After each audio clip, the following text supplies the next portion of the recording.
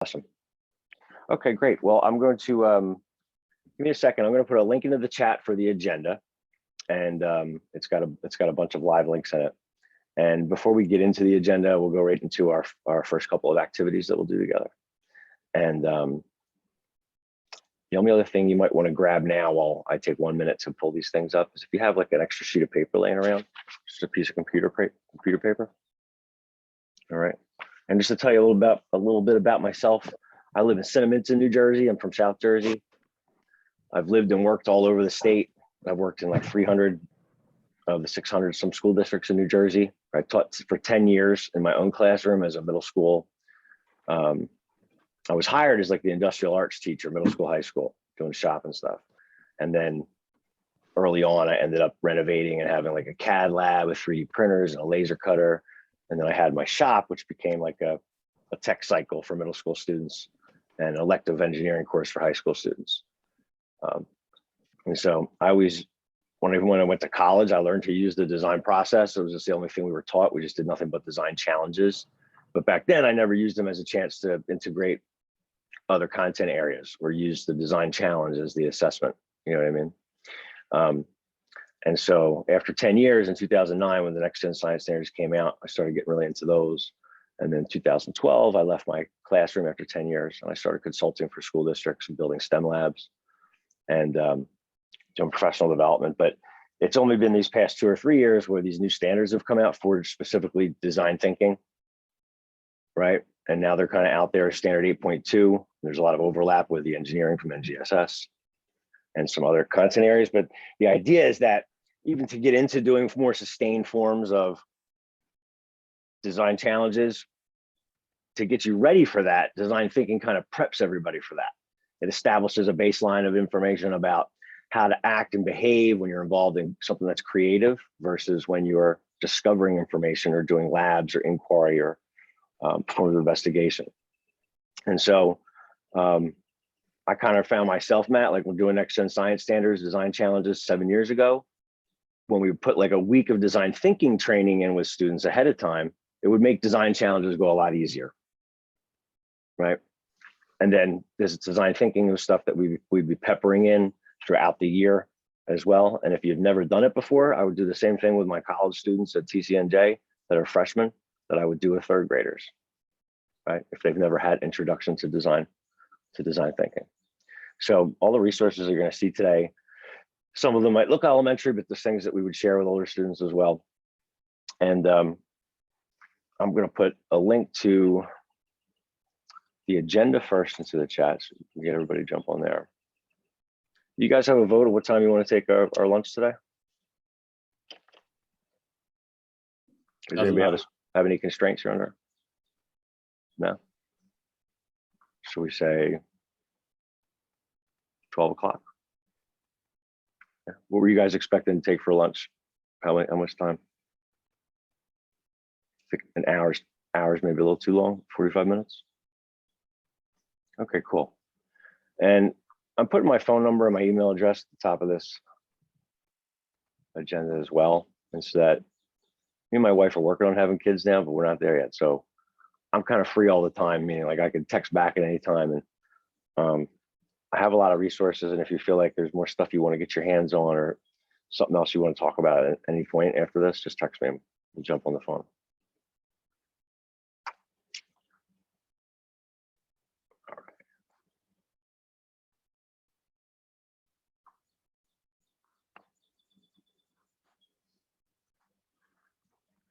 How many monitors does everybody have in front of them right now? Are you just in front of one laptop screen? Yep, Matt's got 2. Can you even go back to 1 now, Matt, after you've had 2? I can't. I have like 3 now. There.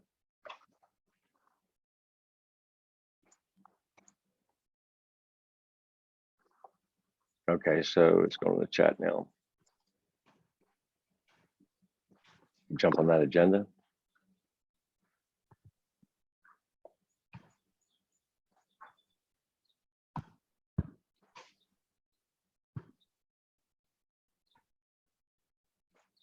Next link I'm going to put in is actually a link that's at the top of the agenda that just says shared folder, but I'm going to put that link in separately into the chat now too.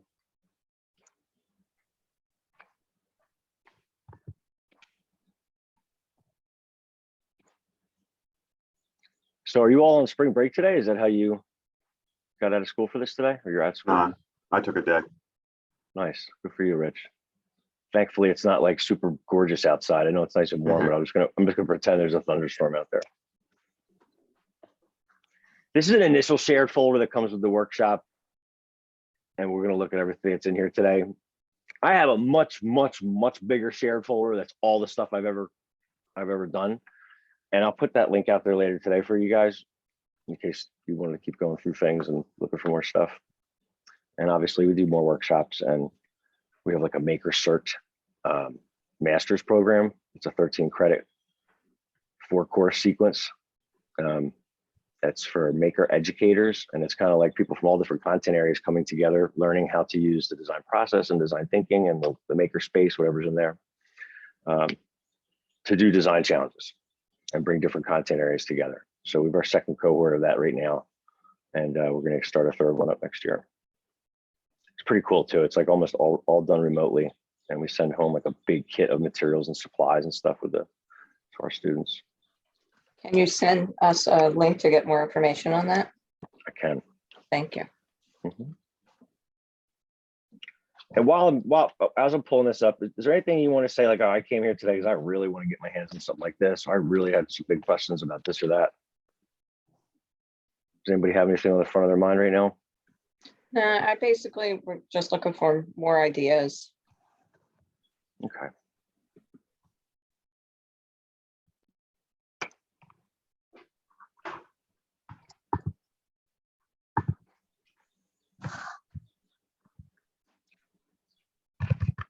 All right, so you get into the teacher resource folder.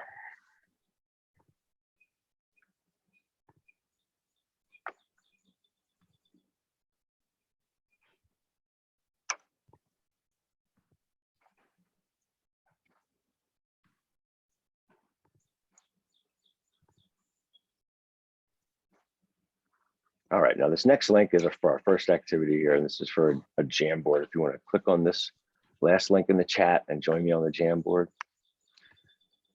It's got a bunch of slides on it. We're just going to go to slide number 1 though.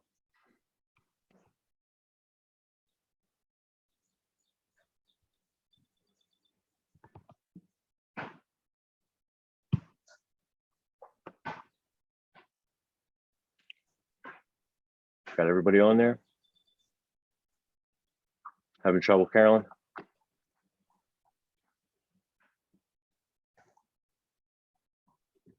Come on. Nice. So everybody's on? Yep. All right, cool. If at some point I start becoming hard to hear, it might mean that my headphones are dying, and I'll switch over to my headset. So please don't be afraid to speak up and yell at me. Okay. All right. So this Jamboard activity is called "What to Do with a Sock." What to do with a sock. And so when I think about the way people think, there's a form of thinking called convergent thinking, and supposedly that's what most of us do in school, where there's lots of stuff out there, but we're taught to look at certain things, zero in on certain things, cull down, narrow our perspective, find correct answers, right? When we find a right answer to a math problem, there's one right answer. We're converging to find that one right answer. When we're doing research to discover information, we're converging. If I have a bunch of stations set up in my room and I'm having students rotate through stations doing some labs, they're doing discovery, inquiry, right? That's what most of school is based upon.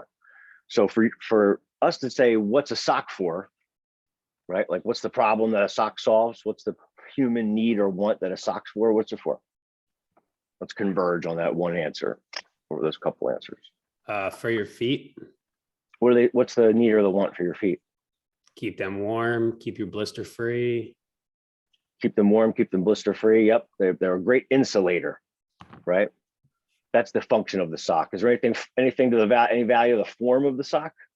Not just the function. Every technology, whether it's a sock or a satellite, it's going to have form and function. I used to have the triple threats when I was little with the 3 stripes on them. Yeah. That was yeah. And so that didn't serve any functional purpose, but in terms of form, I thought that was really cool. I had 3 stripes on mine.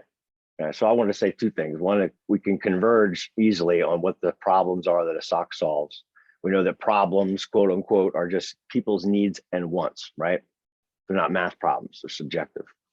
And this exercise is going to ask us to think divergently. So instead of saying, what's the sock for? We're going to say, what other problems could a sock solve? What else could a sock be useful for in terms of its form or in terms of its function or its form? Remember the show MacGyver? Yeah. I don't know about Matt here. Matt looks a little young, but in MacGyver, there was this guy, and he would be in this crazy situation where he had like 3 things in his pocket, and he'd have to go stop 100 terrorists from taking over somewhere. And he would always be like really crafty with what he could do, real creative with what he had, and how he put it to other uses. So what we're going to do on this Jamboard is, if you've never used a Jamboard, I'm going to share my screen and just assume, or not assume anything. Let's see here.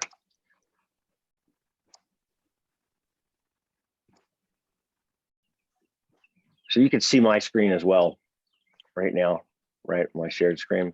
And over in the left-hand side on this bar here, the 4th icon down is for sticky notes. So when you click on it, you could type up a sticky note. You could change the color on it. And when you hit save, it plops out on the screen. And you can move it around.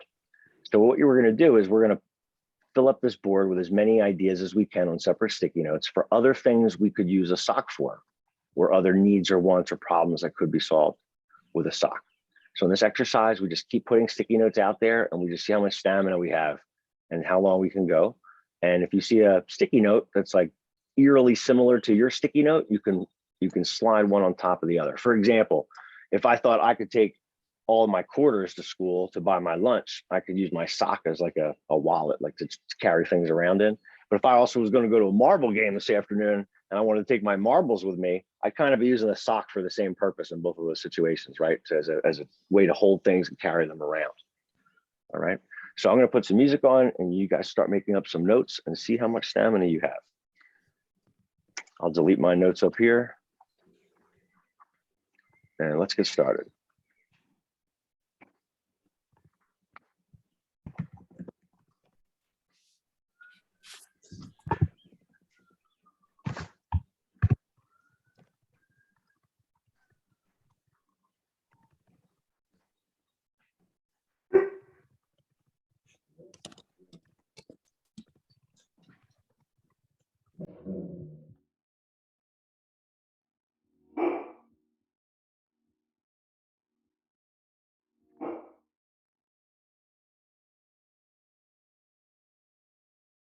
Wow, fuel for a fire. I usually don't get that one right away. Yeah, it's made of carbon. We could light it on fire and stay warm with it. Take it off your foot, put it on your hand, insulate another part of your body. Entertain somebody with it with a sock puppet.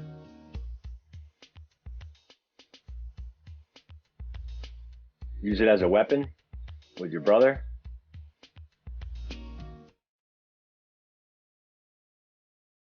I do this with my college class, not my never younger students, but I'd say, well, we could make a lot of weapons.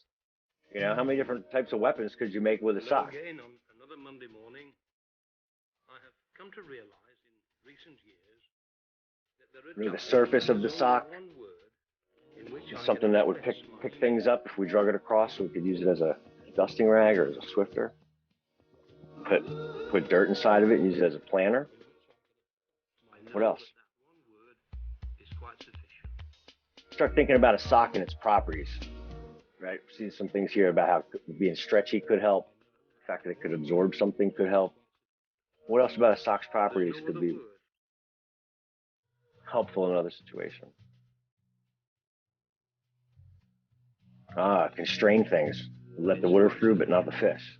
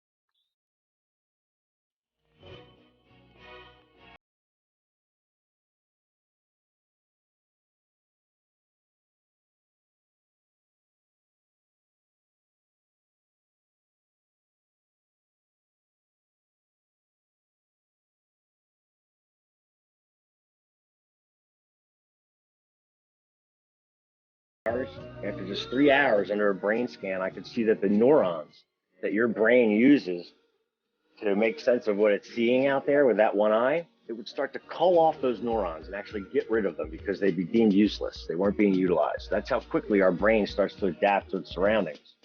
So if all we do is converge in thinking all the time, right? So much of school is about finding the right answer, converge. Now we get into creative activities where we might have to brainstorm, right? Or come up with lots of ideas before we pick the best one. Or heck, the whole point of the design process is that we don't just go with the first thing that pops in our heads and go make it, right? That there's a process out there. And so this is tough the first time we try to do an exercise like this, right? Because more than likely our brains aren't used to having to do this. But I keep encouraging you to think of a sock's properties, the way it looks or could look, or the different properties, physical properties that it has and how they could be useful in another situation or another setting.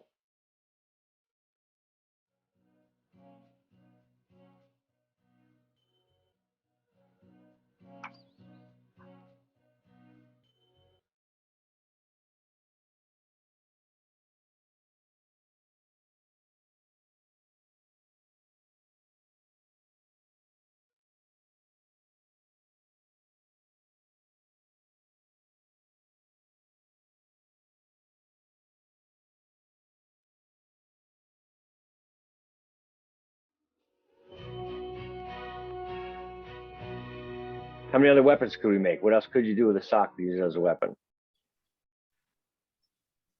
Hit somebody with it. Probably choke somebody with it. You could probably fill it up with water and slowly drip one drop at a time on them for hours and hours and hours and hours. Maybe you could put a rock in the end of it and use it for its centripetal force.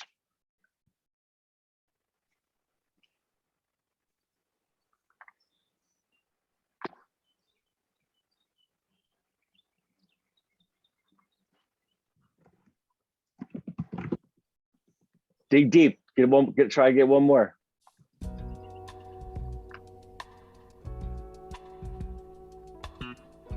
Chris, do you know why I entered a couple and I don't see them up on the board right now? Oh, really?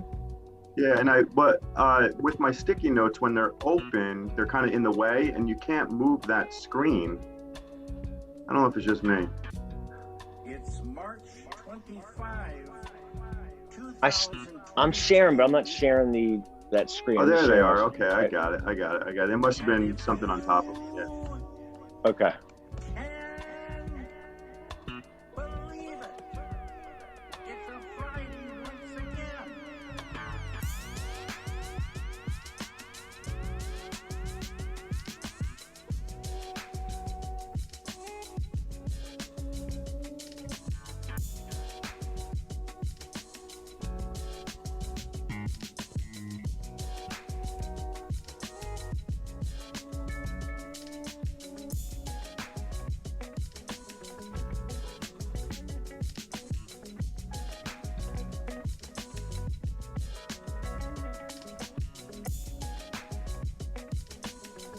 All right, I'm going to stop the music.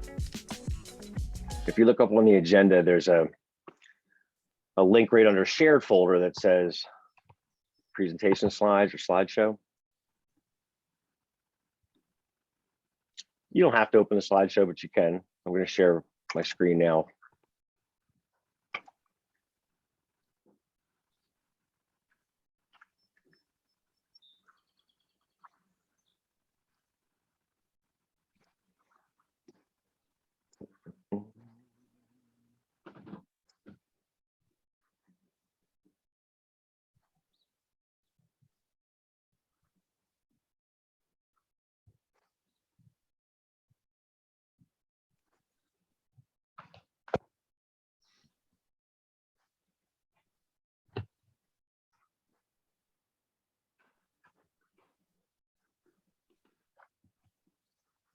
All right, you guys seeing my slideshow there? I think, yeah.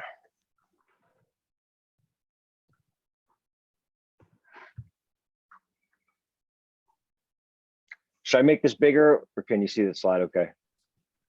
I can see it. All right. So in this exercise, we've got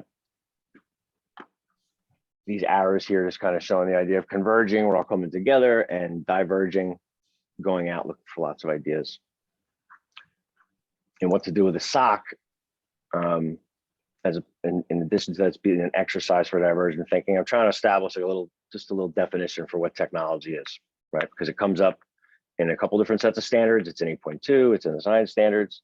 But the idea is that anytime students do any form of problem, project-based learning, where they're going to go through a design process to create something, anything we're going to create, we're going to call it technology. I don't care if it comes out of a 3D printer and you hold it in your hand. I don't care if it's a new diet and exercise plan that we write up on paper that we've created specifically to mitigate a high heart rate for somebody, right? If we have a new diet and exercise plan, that's considered a technology, right? So the design thinking standards, in addition to things about the design process, we've got these definitions about technology and about the nature of technology. So we're going to tease a little bit of that out in these activities as well.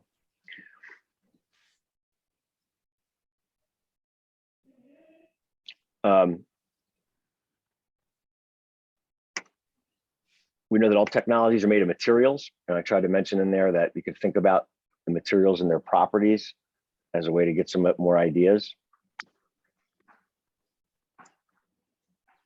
And maybe like years ago, you guys saw a video of like Sir Ken Robinson about how schools kill creativity. Did anybody ever see that?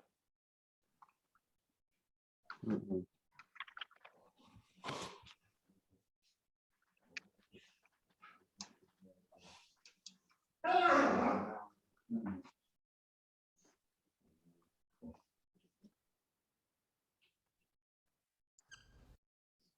This is Ken Robinson talking about divergent There was a thinking. great study done recently of divergent thinking. Everybody seeing here it okay? Published a couple of years ago. Divergent thinking isn't the same thing as creativity. I define creativity as the process of having original ideas that have value. Divergent thinking isn't a synonym, but it's an essential capacity for creativity. It's the ability to see lots of possible answers to a question, lots of possible ways of interpreting a question, to think what Edward de Bono would probably call laterally, to think not just in linear or convergent ways, to see multiple answers, not one. So, I mean, there are tests for this. I mean, one kind of cod example would be people might be asked to say, how many uses can you think of for a paperclip? One of those routine questions. Most people might come up with 10 or 15. People who are good at this might come up with 200. And they do that by saying, well, could the paperclip be 200 foot tall and be made out of foam rubber? You know, like, does it have to be a paperclip as we know it, Jim? You know. Now, there are tests for this, and they gave them to 1,500 people. This is in a book called Breakpoint and Beyond. And on the protocol of the test, if you scored above a certain level, you'd be considered to be a genius at divergent thinking. Okay? So my question to you is, what percentage of the people tested, of the 1,500, scored at genius level for divergent thinking? Now, you need to know one more thing about them. These were kindergarten children. So what do you think? What percentage at genius level? 80. 80, okay. 98%. Now, the thing about this was it was a longitudinal study. So they retested the same children 5 years later, ages of 8 to 10. What do you think? 50? They retested them again 5 years later, ages 13 to 15. You can see a trend here, can't you? Now, this tells an interesting story, because you could have imagined it going the other way, couldn't you? You start off not being very good, but you get better as you get older. But this shows two things. One is we all have this capacity, and two, it mostly deteriorates. Now, a lot of things have happened to these kids as they've grown up. A lot. But one of the most important things that happened to them, I'm convinced, is that by now they've become educated. You know, they've spent 10 years at school being told there's one answer, it's at the back. And don't look. And don't copy, because that's cheating. I mean, outside schools, that's called collaboration, you know, but inside schools. Now, this isn't because teachers want it this way. It's just because it happens that way. It's because it's in the gene pool of education. We have to think differently about human capacity. We have to get over this old conception of academic, non-academic, abstract, theoretical, vocational, and see it for what it is, a myth. Secondly, we have to recognize that most great learning happens in groups, that collaboration is the stuff of growth. If we atomize people and separate them and judge them separately, we form a kind of disjunction between them and their natural learning environment. And thirdly, it's crucially about the culture of our institutions, the habits of the institution and the habitats that they occupy. So like I says, it's not a divergent thinking isn't a measure of your creativity, but it's like a capacity. It's a capacity, having the capacity to come up with creative ideas, and it's Visit something the that New everybody York Times website can at get. nytimes.com and click. Everybody can get better at. So I was a question: have you ever done any design challenges where you, of any kind, even if it's something that just takes one class period, quick design challenge? And do you have any? Can you say anything about your experience with students and about how they approach it, or about how they come up with ideas, or how they view a design challenge versus anything else they might do in school that's just inquiry based? Yeah, I recently did one in my 8th grade. We're doing Newton's laws in physics, and I allowed my students to make. Oh, sorry, my dogs are going crazy. To make a roller coaster out of using paper templates. And I didn't give them any constraints or anything. I just said, you have to make a roller coaster. You have 3 weeks and show Newton's 3 laws, potential and kinetic energy, and where you can identify points of friction. And I just let them go for 3 to 4 weeks.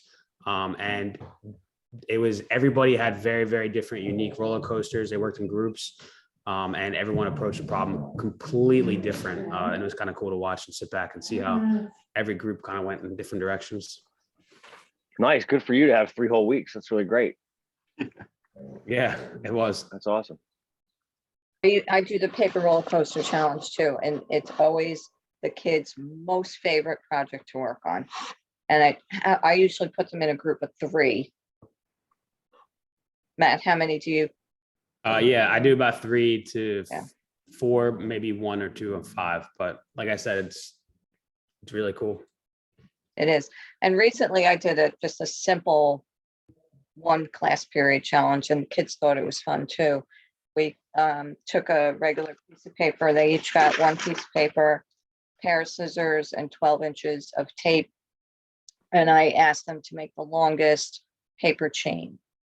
And boy, did I get some really, really good results. They started, they saw that they weren't getting something long. They decided they were going to cut them differently and arrange them differently.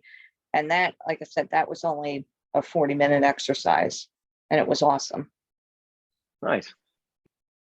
I do, for the public library once a month, I do a virtual STEM challenge. And sometimes I'll give the kids just a mishmash of things in a bag. And I'll do a little lesson, and then I'll tell them, okay, you're going to make a sled and a ramp out of this. And usually there'll be one kid that will say, well, how? And I'll say, well, that's any way you want. And one time I said, I deliberately sometimes don't give you the full directions because I want to see how you do. And they're little kids, they're 1st through 5th. And one kid muttered under their breath, yeah, I hate that. So some kids like it, and some kids. Yeah, I'm definitely noticing in my classes, I give minimalist directions, and they get frustrated with that. They want to know, what is step 1, what is step 2, what is step 3? They're so used to that idea. And I do the exact opposite. I don't answer their questions. I do one activity in the beginning. We do what's called cycles. So they come in and out of my class. They're only there for 6 weeks basically. And I get every kid in the building. And I start off, my kids, I have 2 boys that are now 20 and 17. And I brought all of their Legos, their old Legos, to school. So we had this massive bin. So I bring that to school and I dump them out on all the kids' desks. And I said, this is going to be a competition, go. And they're like, what are we supposed to do? And I don't answer. And they sit there on their at their desks with their groups, and they just start building. And you see leaders emerge, and you see, interesting ideas. But they want to know, oh, what am I going to get on this? How are you grading this? Mm-hmm. How do I get an A? Yeah. And I frustrate the hell out of them because I don't tell them a thing. You know what? I get the same thing. The kids get so frustrated when you're not telling them step by step, but I tell them that's part of the learning process. That's why you're in this class. We need to develop that part of your brain. But usually that roller coaster project just blows their mind and they get frustrated in the beginning, but they end up so proud of themselves. So we're on the same page then, that most of school, they're used to there being a right answer. And if they're not being told the right answers, then they're going through a lab or an investigation, right? Like I can tell you a fact, like I can say things fall at 9.8 meters per second squared, that's terminal velocity. Or I can have you do the scientific method, right? And I can start with a question and have you do a lab or do a experiment to discover how fast things fall on your own, right? That's the scientific method, right? Okay. Well, there's a right answer at the end of that, and yeah, that as students get older, they're worse at this if they haven't done it, right? Like my college students will freeze. They don't know how to. If there's a brainstorming step, there's not to them. It's the first idea that goes into my head is what I put on that page for brainstorming, and I want to make that because I can't possibly fathom that there's a way to come up with lots of ideas and suss them out before I just want to go right to the first thing that pops in my head. That's what my brain's been conditioned for, right? I teach at the College of New Jersey, and it's changed lately, but back when Common Core math, language arts, literacy came in and kids were doing double blocks of science, double blocks of math and language arts literacy in elementary school became commonplace. And the average student in New Jersey had less than 1 hour a week of science instruction when those Common Core standards came out down in elementary. So by the time I got these students coming through in college a few years ago, I have kids 20 years old. I teach a course called Creative Design. It's an entry-level design course. You learn the design process and design thinking. If you're an engineer, you have to take it. If you're an education major, you have to take this course. It's also an elective for anybody else on campus that wants to take it. There's 10 sections of it. So there's 10 different classes of this course every semester. And we do a bunch of design thinking things in the beginning, like we're doing today. And then we start learning different skills that will help us with different steps of the design process. And then at the end of the course, we put it all together and we do a few different design challenges where we keep an engineering notebook where everything we do at each step of the design process goes in this engineering notebook and kind of mirrors the way people get a patent or apply for, ownership over intellectual property, right? In your real life, if you want to say this is my invention, you got to submit an engineering notebook to get the patent. Yeah.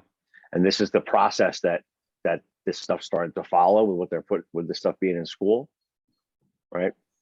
So anyway, grown men and women, it happens every semester. I get somebody who takes the white Elmer's glue with the orange tip and they put it in the back of the hot glue gun because they just never used a hot glue gun before. It's like, this could be very common, for like a bunch of kids in college. And if there's not a right answer, they start freaking out because they've been trained so much by school.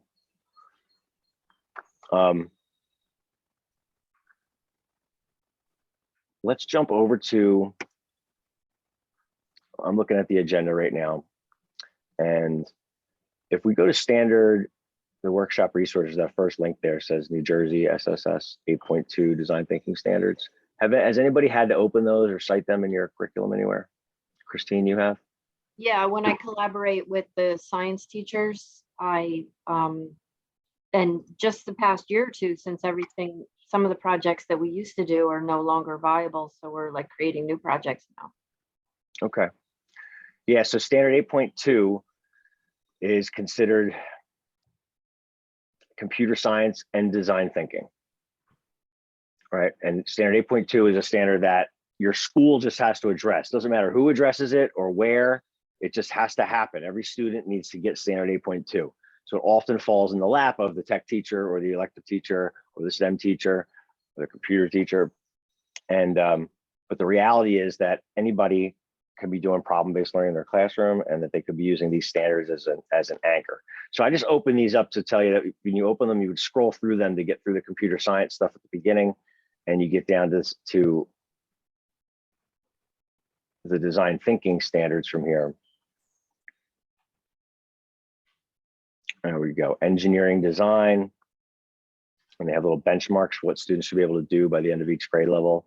And what you'll see at the beginning of these standards are things about technology, that there's technologies. Technologies are made of materials. Technologies are things people make to solve problems.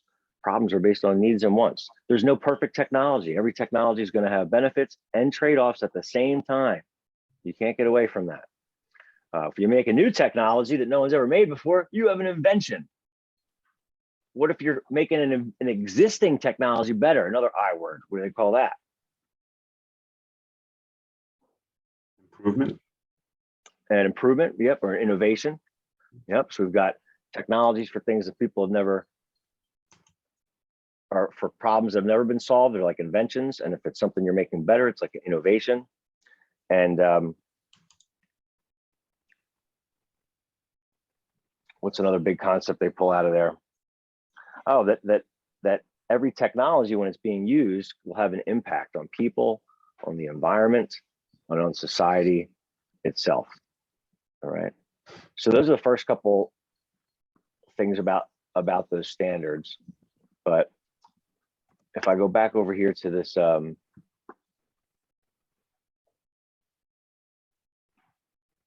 slideshow,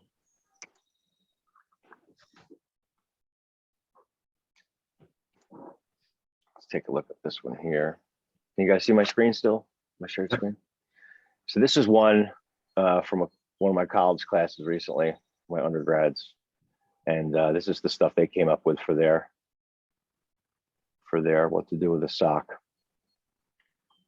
And it was pretty slow at first, but as we kept going and kept going, they started to come out faster. A lot of kids mentioned that they were just nervous to post things because they didn't want to look wrong. Just didn't want to look wrong in front of everybody else around them. And we start to find that there's these hangups that people have about thinking or acting in class. And we come up with these things here called the engineering habits of mind. So there's a poster in the shared folder with of this exact thing here, these 6 terms. And these are terms that we hang up on the wall. They show up in the 8.2 standards. And these are things that go deep, each one of these words. Once we define them, they're loaded terms, like what could go underneath of them. But in standard 8.2, they're saying that these are the things you got to get good at to be good at being creative and doing design challenges. If you're going to be a creative problem solver, it's not all about your content knowledge, but these are the things we get hung up on. So this could be part of a word wall. I have a word wall in that shared folder too, and a packet with definitions for each of these. But I try to come up with definitions for these with the students. And then we're going to expand upon some of these ideas with the different design thinking activities that we do. So we just got to practice being creative, coming up with new ideas that somebody didn't have before for what you could do with a sock, right? Did we collaborate with each other? Sure, we collaborated over here digitally. We communicated, yeah, not just with talking, but we did it on over that digital platform. Did we stay optimistic? Did anybody get pessimistic in your own head?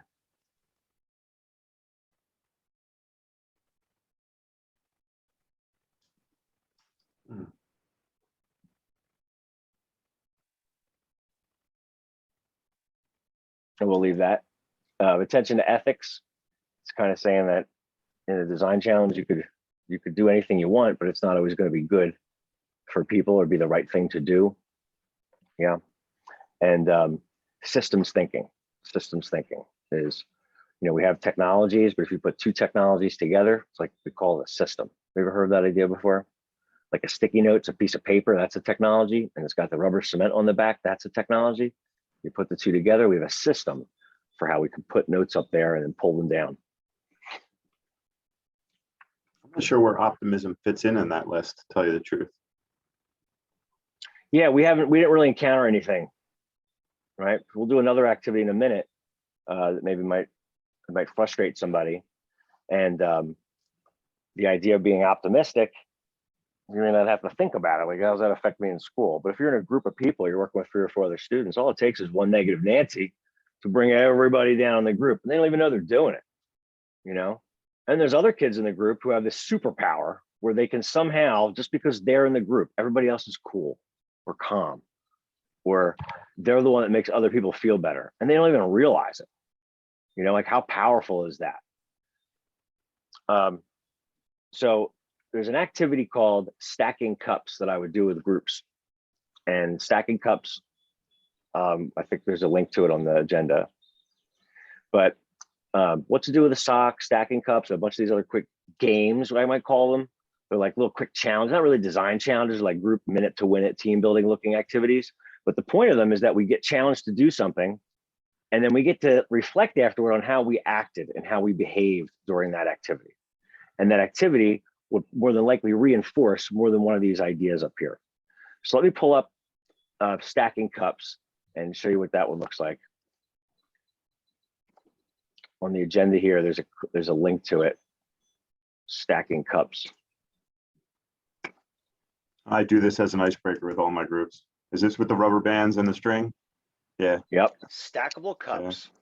So we've got cups in the shape of pyramid, and these girls are cheating here because what there is one rubber band that's wrapped around a cup. That becomes the grabber, the rubber band. And the rubber band has, every person is holding one string coming off the rubber band, and the string's attached to the rubber band with a paper clip so it can slide around.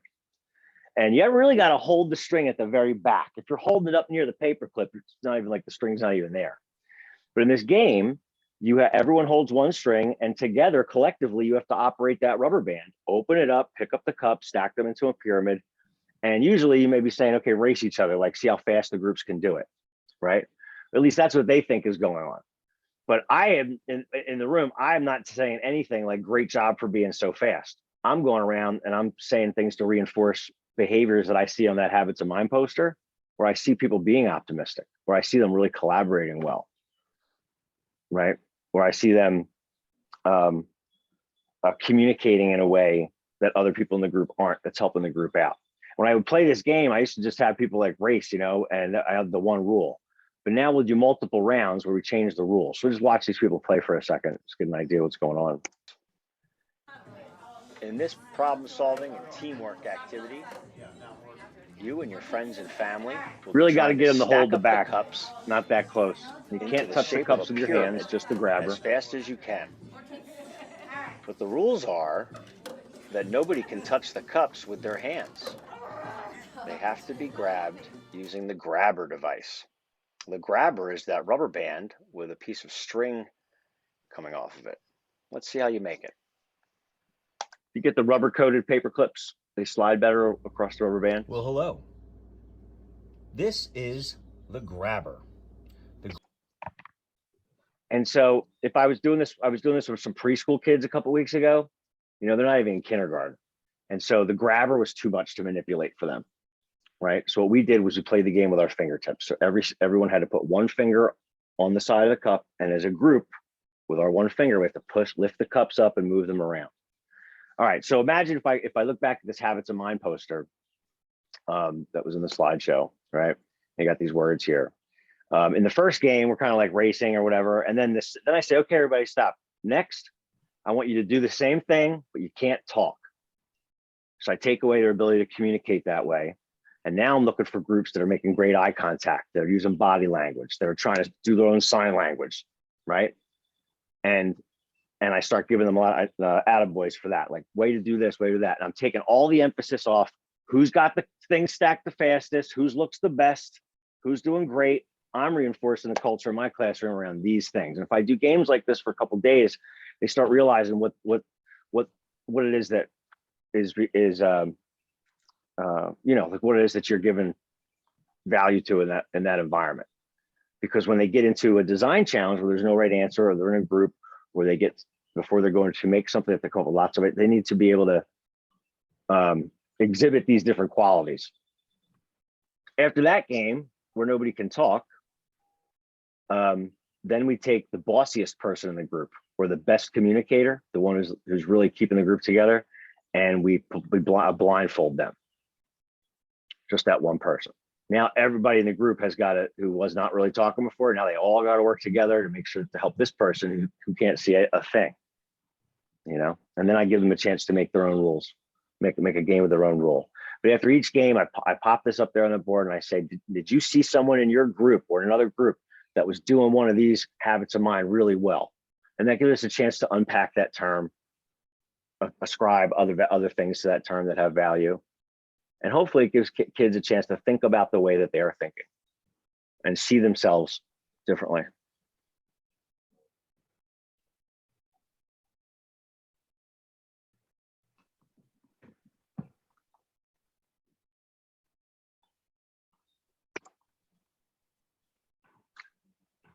I would do a Jamboard in the past just to go thematically, you know, a couple Jamboards were trying to be divergent and fast with the sticky notes. And we can all complain about COVID and what COVID did wrong, what problems it's caused, but like what's thriving, what's going well, you know, when we fill up the board with things like that.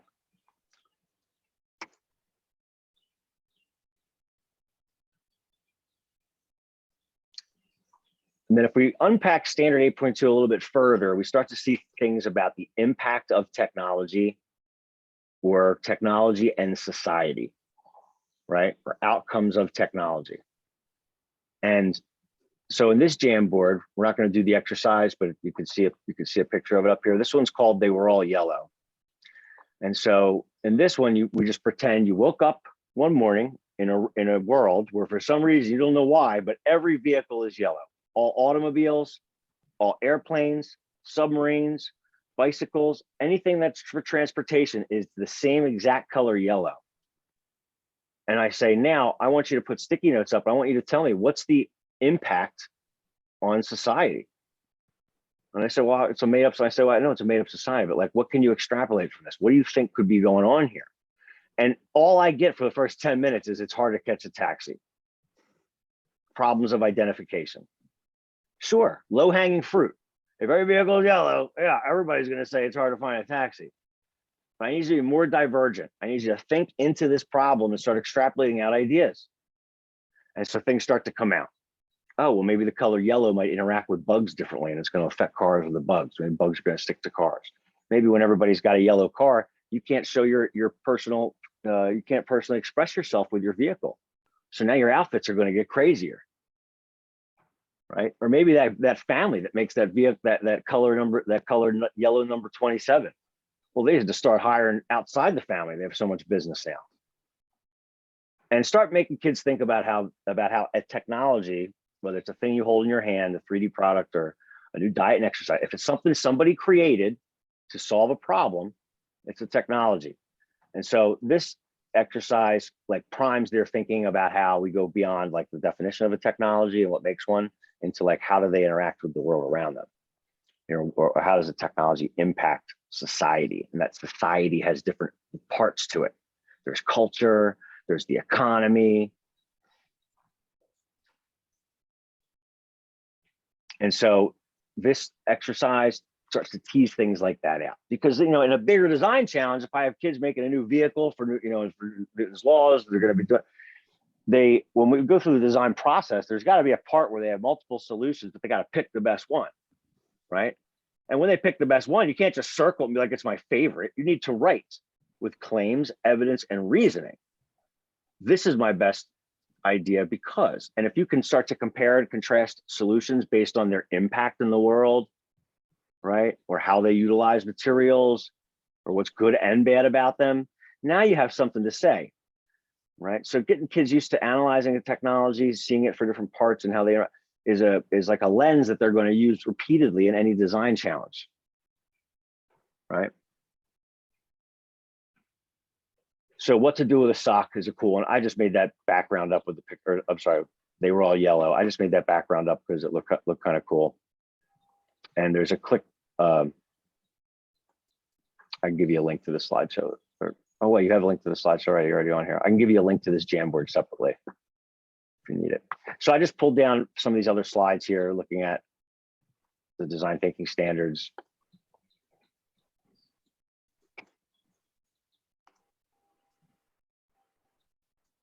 We can see how we hit some of these already right here. Compare how technologies have influenced society over time, evaluate the impact of sustainability of a product or a system, identify technologies that have been designed to reduce negative consequences of other technologies. So we got these two worlds out there, the natural world, right, that was already here, and then we have the human design world. And that is all just a creation from somebody's mind's eye, right? All this stuff that we have around us.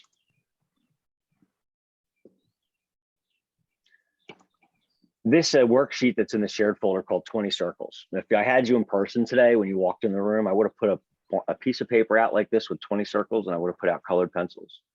And Rich, this would be like something I could see you doing with no instructions. And they say, what do you do with the paper? I just say, do whatever you want with it. You have 15 minutes.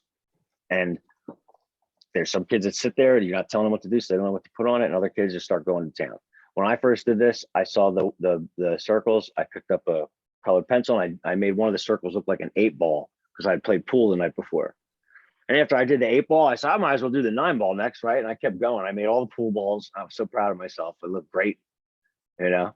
And then the teacher had us all take our papers and put them out there with our names on the back, of course, and look at everybody's papers to see if we could extrapolate something from what we had just done. And by and large, mine looked like most people's in the room, where I picked out some theme, you know, some idea like pool ball, and I converged and I stuck with it. And once I had it in my head, I just kept going. Whereas other people's papers, right, there was no converging. It was like so divergent. Some people were looking at these things, each circle, like it was a window, and you could see through the window to something that was behind it. You know, other people were, you know, this one's definitely convergent. It's all diving flags or sailing flags for different purposes. You know, it's that theme of sailing. It's very convergent, right? So what you can see just from what people put on their papers is not that they're creative or not, but just what's their default mindset? Is it for converging, or by default, are they already being divergent? Right? So this is another nice exercise for design thinking that just makes us aware of what our default mode is, and then gives us as students a way to illustrate it and start to make sense of that by themselves by looking at other people's papers.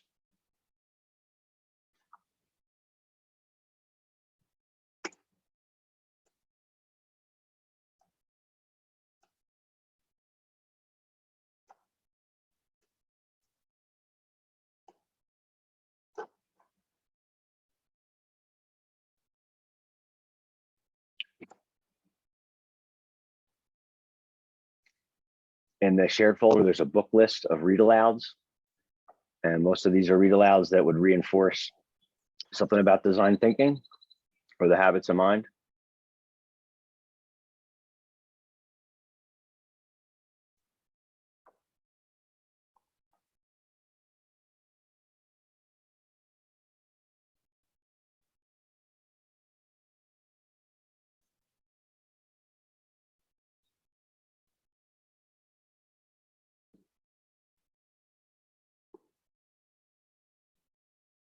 And we're going to look at one or two of those read alouds here in a little bit. But when it comes to design thinking, what are best practices for classroom teachers? Some of you, this is really cool already. You got these feeder programs going, right? And if you see every kid like Rich does, you have the chance to, you know, indoctrinate all these students into your system of language, right? Into the system of language where like there's this lens where we view how to understand the technology, so later we can look at any technology and start to express it in terms of, oh, what's it made of? What's its impact? What's good and bad about it? We can establish those definitions with these little word walls. You got this poster, but I also have a word wall in there just of definitions of different vocabulary words that thematically go with design challenges and engineering. So adopting a common language is great. We didn't talk about the design process yet. We'll get to that later, but the idea that if you're going to use a design loop, whether it's a 5-step model or a 7-step, whatever it is, just everybody do the same thing, right? So students are seeing the same language when they move from one classroom to another. And definitely introducing these habits of mind as vocabulary words, and then starting to make people think about their own behaviors and actions when they're in creative situations, and establishing that. And then you can keep diving deeper into each one of those words with more activities.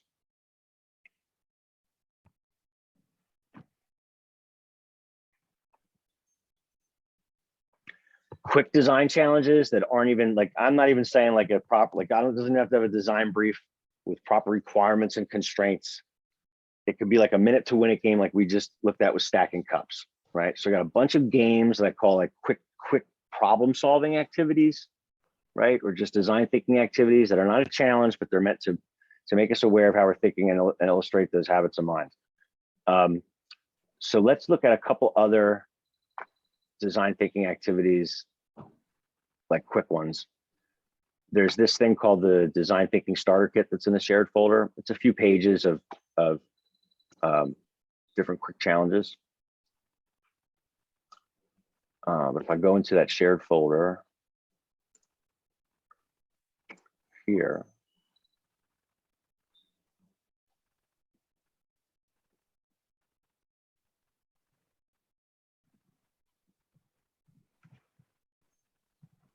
you can see this word wall, T&E word wall, where each page has a different definition on it. The engineering habits of mind down here in the bottom row. This is a 2-page packet with definitions for each of the habits. Right. And then up here in this design thinking resources document,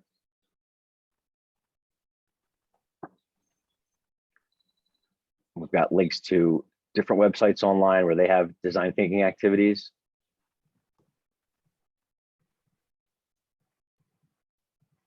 And links to some demonstration lessons, like full-length demonstration lessons. There's one of me teaching brainstorming, a brainstorming technique called a morph chart or a feature matrix, a full video lesson of it. Some different lessons for 2D and 3D sketching and drawing.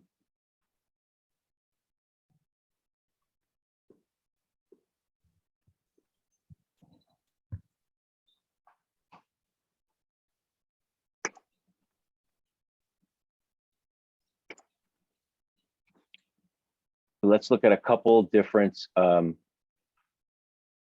quick design thinking activities to reinforce these habits. And you can tell me if you think you've ever done any of these before. All right, so we mentioned Legos.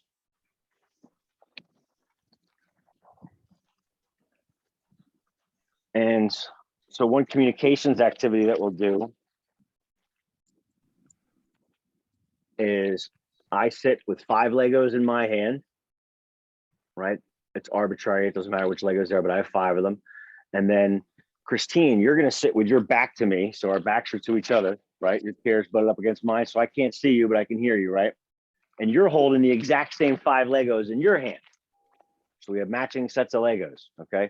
Except mine are in a model. Like I've put mine together. I just assembled my 5 Legos. Again, it's arbitrary. Doesn't matter what it is. But I've got them assembled sitting here. Now I have to explain to you behind me how to put your Legos together to look like mine, right? And now all of a sudden, things like over here, twist the green one, this many bumps on it, but your technical language has to become, you have to start using it. And you find out quickly how little you do use technical language in school because it starts to sound really contrived. Like you're trying real hard, and it gives us a chance to each become aware of how we communicate and whether or not we're able to use technical language to give directions, right? And so this would be that Lego game. There's a link to this activity in one of the shared folders, the different versions of it. I've seen this on a much bigger level where you've got a kid, a guy or a girl in a classroom over here with the pile of Legos in front of them. Somebody stands at the door and can see them. Somebody stands in the hallway, can see that door, and another door where another kid's standing and at another room, and then a kid inside that other room with another pile of Legos. And it's like whisper down the lane. Same kind of idea of communicating, but you got to go through multiple people to get that over there.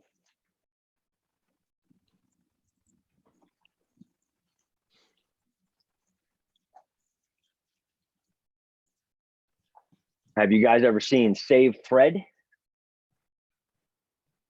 You seen that, Matt?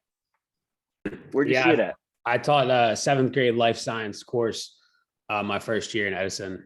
We use it with a gummy bear, and if I remember correctly, a cup, and you want to get him either out of the water or in the water with the cup constraints. Yeah, something. Yeah, you got it.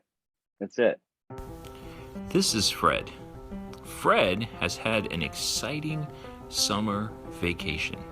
He's been all over the place and had a lot of fun, especially in his boat. This is Fred's lifesaver. It's extremely important that he has this because he's a worm, and worms cannot swim very well. So he has to wear this anytime he's on the water. Here is a picture of Fred in his boat.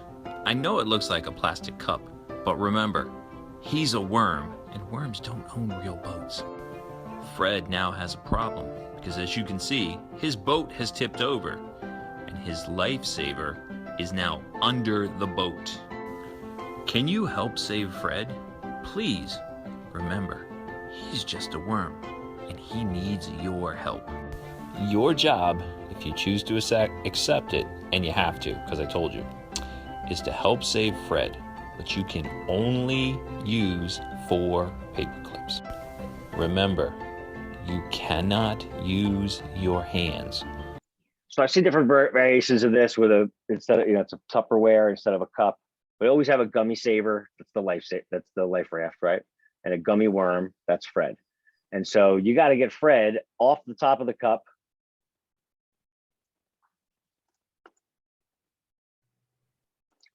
There it is. We got to get Fred off the top of the cup without him falling into the water, which would mean landing on the table. Flip the cup upside down, uncapsize the boat, and then get Fred into the gummy saver.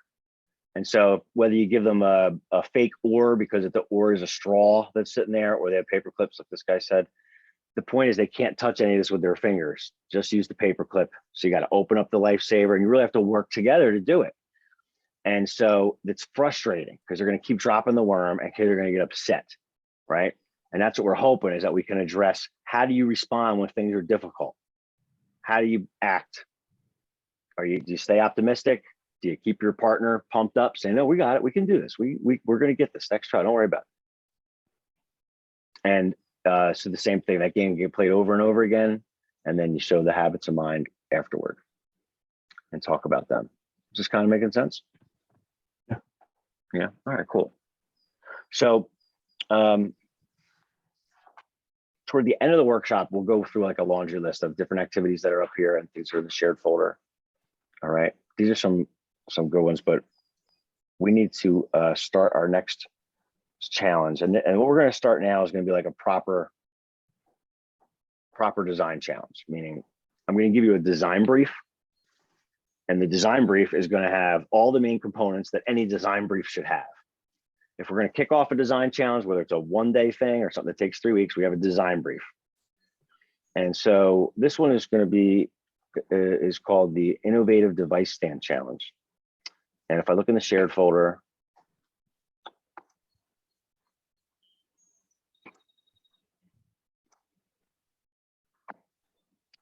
we have this origami device design brief. Let me zoom in on it here. Can you see that okay? Are you able to read it? Yeah. It's in the shared folder as well. Let me zoom in one more time. All right, so we're all going to fold up from one piece of paper. We're going to make a hands-free phone stand, right? So there's no creativity involved in this. Right now, we're just you're gonna follow me in folding up this piece of paper into an origami phone stand, right? We're gonna consider this thing that we're creating to be a technology, because this thing is a human-made thing that we're making. It's supposed to solve a problem. And once we make this, we're gonna go back here to this design brief and read through the design brief, right? And then give you a chance to, we'll establish some background with this activity and like how it's used and stuff. And then we'll send you into lunch, where you get to have like a working lunch, where you might spend 15 minutes over lunchtime coming up with a solution to this problem in this design challenge. We're not going to have a design process. We're going to imagine that we've done a bunch of design thinking things for a couple of days in our classroom. And now we're going to do our first design challenge with an actual design brief, but we don't know the design process yet. We're not going through the steps of the design process in this challenge, but we are given a proper design brief, and we are all going to have to create something to solve the problem. So I'm going to put this design brief to the side because it's not important. It's not important right now. Let's probably stop sharing my screen. And I'm going to switch over my camera and put my overhead light on. so that we can fold this piece of paper up together. You guys will have a sheet? All right, cool.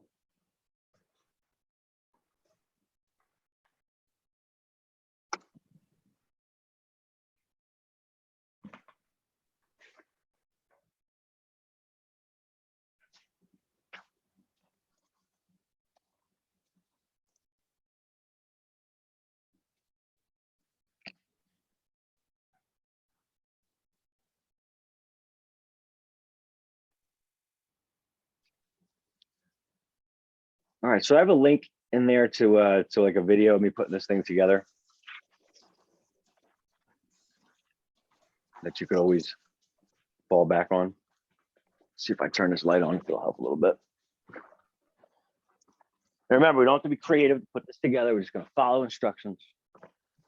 And the first thing that we're going to do is take our paper and hold it in its portrait orientation, right? The right piece of paper normally looks in front of us, not in landscape. We're going to keep it in portrait. And the first thing we're going to do is a hot dog fold. So you're going to fold it straight down the center and make a hot dog.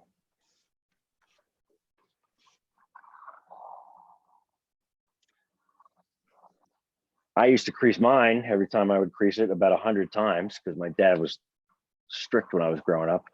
Did you ever see that in some students where some students just crease it once, other kids will sit there 1,000 times just thinking if I just keep pressing, it gets more perfect every time. Do you ever have a kid who's like super hard on themselves and gets straight A's, really tough on themselves, and you ask them like, wow, your parents real demanding at home, you have to get straight A's or something? They say, no, my parents don't even care if I got C's. And you're like, what is driving you? Do you ever have a kid like that? Not really. Yeah, they're few and far between. I like to think they become surgeons usually. You know. All right, we got our hot dog. All right, next fold is going to be another hot dog. You know, since the piece of paper itself is a technology, and we're folding it up into this origami phone stand, I guess the phone stand is really more of a system than it is just a technology, because putting two technologies together. Now I'm going to turn this hot dog I've got, my double folded hot dog, and I want you to notice the orientation here, that the crease is at the top and that the openings are facing my body. That the crease up top is facing away from me and that the openings here are facing my body. All right, so the next thing I'm going to do is go to about the halfway point here, and now I'm going to make a hamburger fold. A hamburger fold.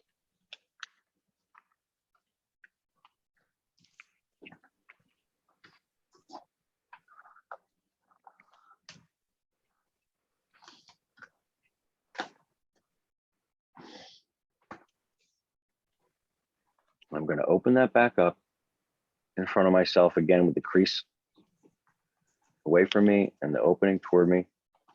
And I'm just going to put a black dotted line on here for your sake so that you can see where I'm folding. You don't have to do this. This is just me making sure that you can see that center line. Because now I'm going to take the right side here, and I'm going to make a perpendicular fold along that center line where we had just creased for the hamburger. And fold it right down on that line. Perpendicular.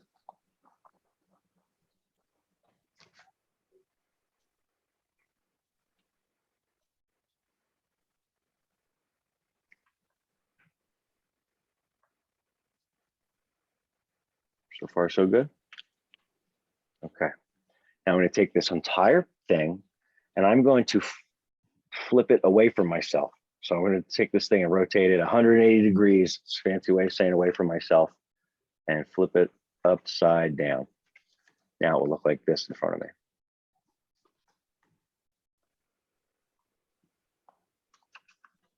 Okay. All right. Next, we're going to take this piece up here and we're going to fold it right over this edge.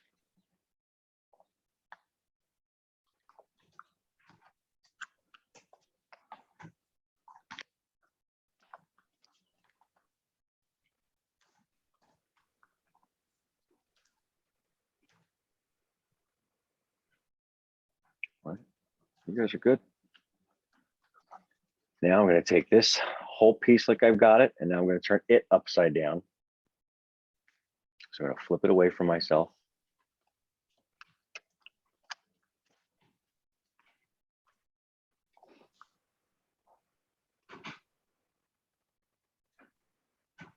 All right. Now, just stay with me on this. This little pocket that's here with this triangle, this little pocket, I got to get this into that pocket. But to make it fit perfect, I'm going to take this corner and I'm going to dog ear this corner right along the hypotenuse or the long side of this right triangle here.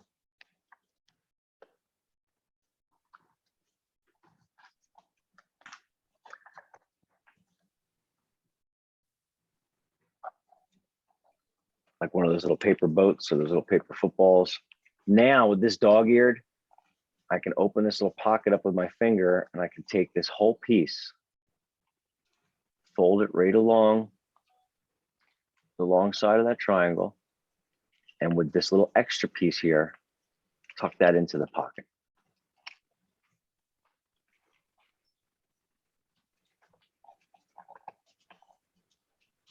See if I can fold it over so it makes a nice clean.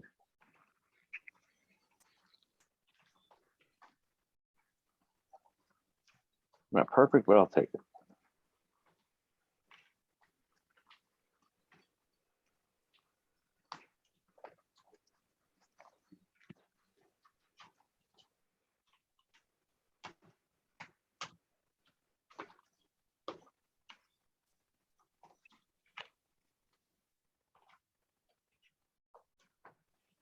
It's a pain getting that thing in there, but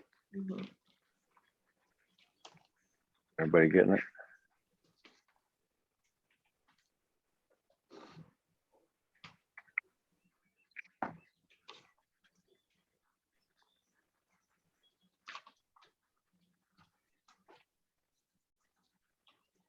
We good? Okay, cool. Now everybody's favorite part about origami is when the flat thing goes 3D. So if I did this right, the opening should be down here. So I'm going to splay these two pieces away from each other like this. And as I do, I'm going to start to bring this triangle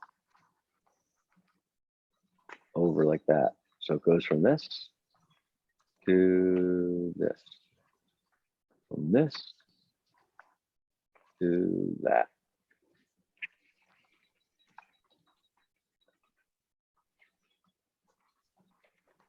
Now, what would be great is if the back edge here can become parallel to this face right there, right? This could be parallel to this. That might take a little pulling on my part. I might have to pull here a little bit. I may have to.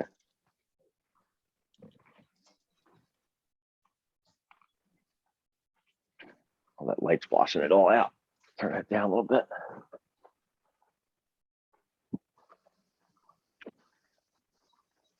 There we go.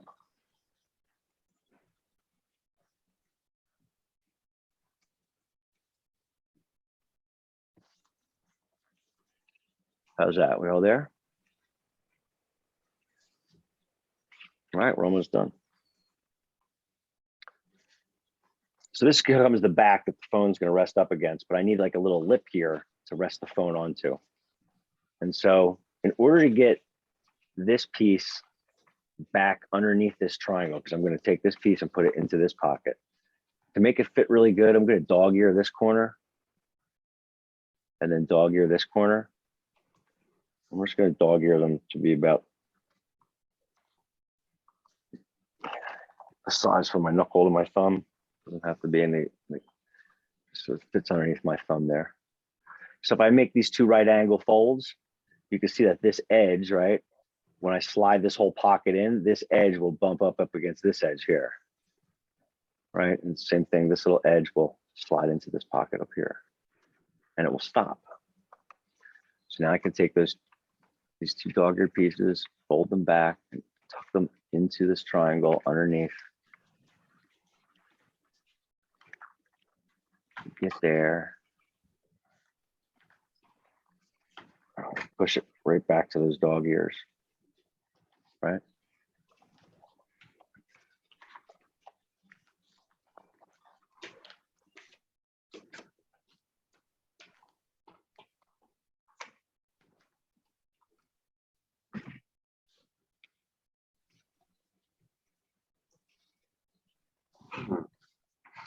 You there? We all right?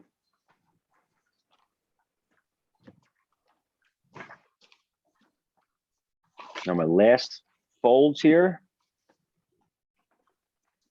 Take this whole flap and about the thickness of a pencil,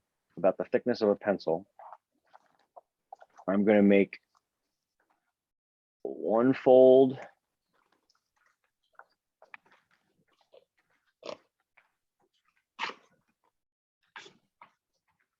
And I'm going to fold this over on top of itself one more time.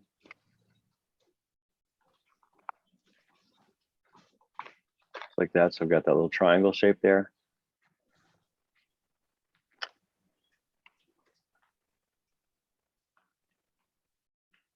Nice. Christine, you got it? You want to try it out now? Am I resting a phone? We're resting our phone on it? Yeah. Yeah, it's good.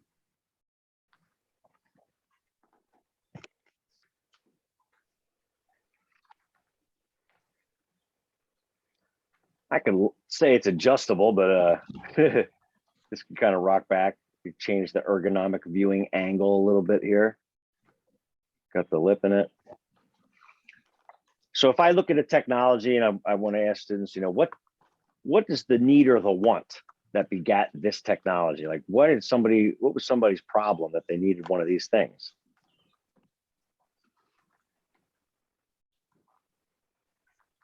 What do you think? Maybe they wanted to watch a video or something on their phone and not hold it, hands-free. Exactly. I need to be viewing my screen or have access to my screen, but I also need my hands free. Right. And so if somebody had a design challenge before this, if this was a design brief, one of the requirements for, right, would have been like, it would be hands free. Are there any other things that you think somebody could have said when they chose to go with a piece of paper to make this? Like what other requirements they may have had on their mind before they created this technology? Like it's not made of it. biodegradable? Oh, maybe they wanted something biodegradable. Yep. Inexpensive. Yeah, they wanted something cheap, inexpensive. Something that if you lost it, it wouldn't be a big deal. You could make another one real quick, right? And so from there, I might start having students in groups look at this technology, and I'll start making a list of what are the benefits and the trade-offs of this technology. Meaning, like, what do you think are good and bad about this technology? Kind of like with what we started to say with the sock. I want to get them into the habit of understanding that anything we create or make is always going to have stuff that's good about it and stuff that's bad about it simultaneously. It's inescapable. So we're not going to have to write those out, but can we just rattle some things off that we think could be benefits or trade-offs to this technology? I guess the ones you already said work too, right? Like it's probably biodegradable. And you may have to even play with it. I might give students a chance to play with this, like use the technology. Put your phone on here and try your phone out, and put your phone in its hallways and start using the phone. Pros and cons?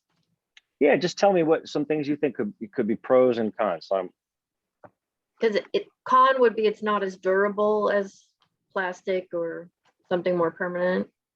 there you go. Definitely smashes pretty easy. If it's too humid inside, it's not going to work. If I was one of those fishing boat captains on that Deadliest Catch show, you ever see that where the guys are out there in Alaska fishing? This would be sliding all across the deck of the boat. You know what I mean? It gets wet in there. This isn't going to work for them. As students play with this, they start noticing other things about it. It's not very adjustable. Not very adjustable. Will not work for every sized phone, probably. What else? It's maybe, you know, some students aren't able to have the ability to fold a paper like that and follow. I don't know if they're younger. Definitely. Putting this together can be difficult. I used to tell people I was a visual learner because I was a mechanic at Pep Boys when I was 16 years old. Right. But when I first did this activity, I could not follow along with the video that I was watching. And it made me feel stupid because my whole life I told about I was a visual learner. And then here's everybody else around me putting it together faster. Even the technology for putting it together could be lacking. Did anybody try to think about how you use your phone, like other things you're doing with your phone? If I was trying to listen to music right now, would this be working very well for me? No. Why? Blocks the speaker. Totally blocks the speaker, doesn't it? Yeah, I couldn't even charge it if I had it sitting there in portrait mode, right? I'd have to spin it sideways to landscape mode. So at this point, I'm trying to force students through being divergent, coming up with as many pros and cons as they can and teasing things out about the materials themselves, about its form, about its function. Every technology is going to have both form and function. And this is just like generic, you know, like who's this benefit to or a trade-off to. But once we kind of suss that out, next thing I'm going to do is give them the design brief. All right, so let's go back over that design brief.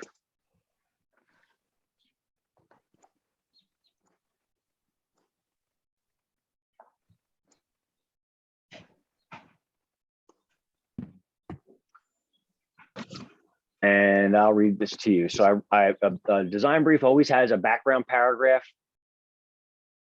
Even if you're going to go into more depth introducing the problem, like you're going to take 3 days to introduce the problem to students and really get them hooked into it.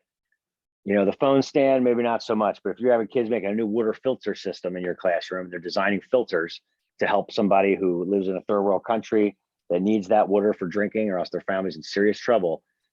The point of that background paragraph is to get kids hooked with empathy. Unless somebody has empathy, if there's a real problem out there worth solving and I'm sold on it, I'm not going to move forward and want to help, you know? So to me, the background paragraph is really just a paragraph, but if depending on the length of the challenge, you might take multiple days to introduce that problem to students somehow, right? I was doing one, Matt, with where we were designing helmets and we were putting eggs in them and crash testing the helmets like you were doing for Newton's laws, right? But in that one, part of the problem was getting to understand all the issues out there with helmets and head injuries. So we spent a couple of days watching documentary footage about NFL players, looking at different videos of crashes and the aftermath. And like the problem with head injuries and the problem with existing technologies that don't stop head injuries, they were sold on it after 3 days. Now it was worthwhile to spend 3 days doing that because I was going to spend 3 weeks on this challenge where they were going to, you know, really need to be into it. But here, one paragraph will suffice. And we try to make a real world problem, like something somebody can relate to, right? Like my kids probably in earth and space science, I definitely want them to do things with outer space, but we might work on our locker first. Like we might design something for our locker because I know my locker, you know what I mean? I haven't spent a lot of time in space, but so in this challenge, I wrote the problem for adults. I try to say, hey, did you know that the cell phone accessory market is a huge market? In fact, the cell phone accessory market is worth like hundreds of millions of dollars. It does the same amount of market share as Starbucks coffee does. Do you guys hear Starbucks is changing their name? Do you guys hear about that? No? No. Yeah, they're changing their name to $17. It's going to more accurately reflect the price of their coffee. But this design brief is trying to say that this phone stand model was okay, but you definitely need a better one. All right. And the you, that's dependent on who you are or who is in your demographic. And so for everybody, what's good and bad about this phone stand could be a little bit different. And so the problem after the background just kind of summarizes that this initial one's not good enough and that you know some target audience out there who needs a better one of these for their specific needs and wants, right?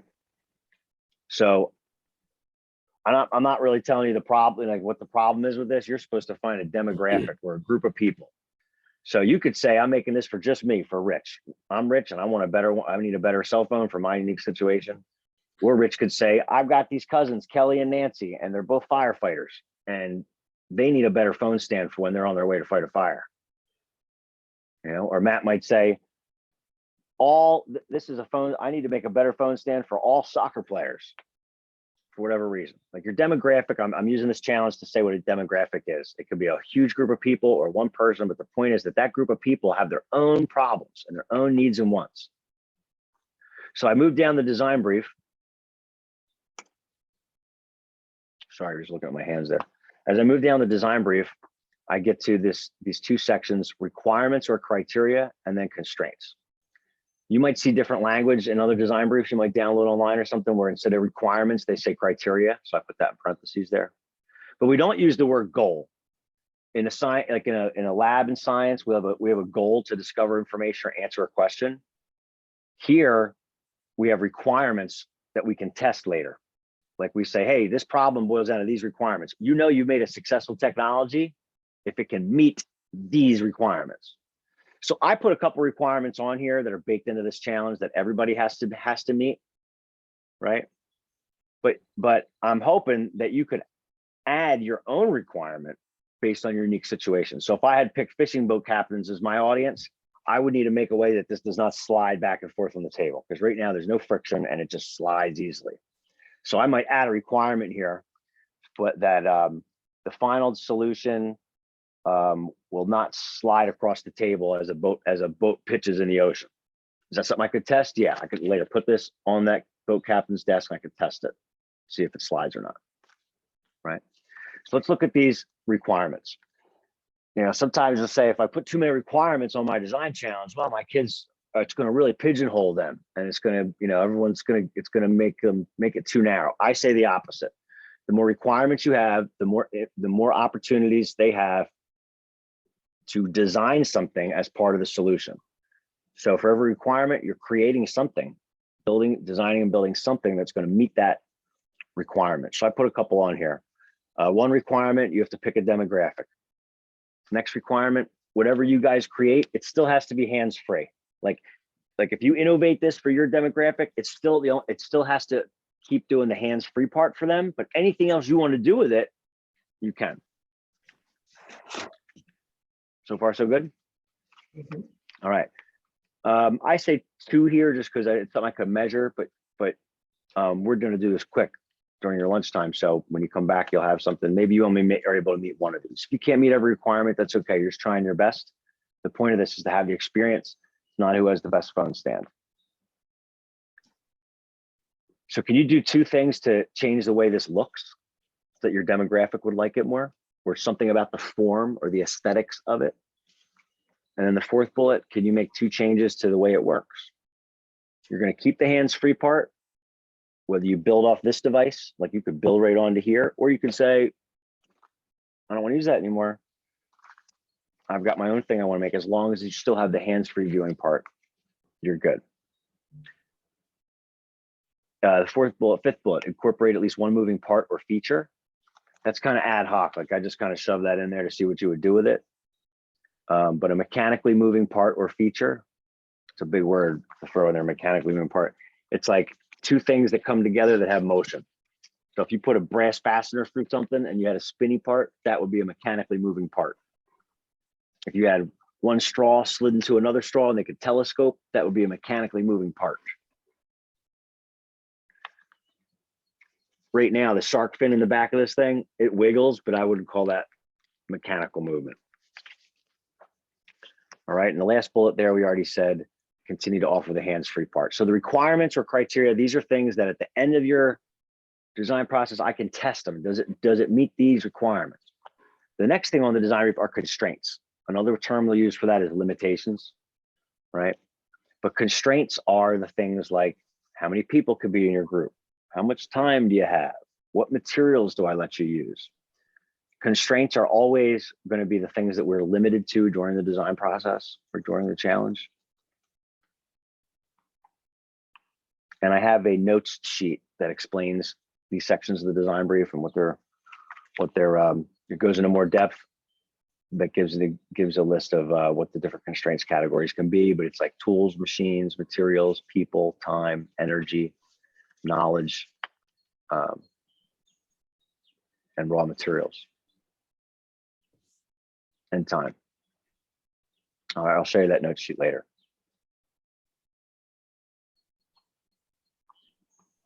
So it's 11:36 now, and we're going to say what we're going to do here. We're going to come back around. What do you guys? What do we say? 45 minutes. Fine. But that 45 minutes is a partial working lunch, and so we'll be back at 12:20, 12:22. Say 12:22. And when you come back, you will have. You don't have to have any design, no engineering notebook for this, no documentation. You just can come back with a better phone stand for your demographic and see how many of those requirements you can meet. I mean, if you have paper clips laying around and a twisty tie for trash bags, great, you're in business. Like anything you have laying around in a junk drawer.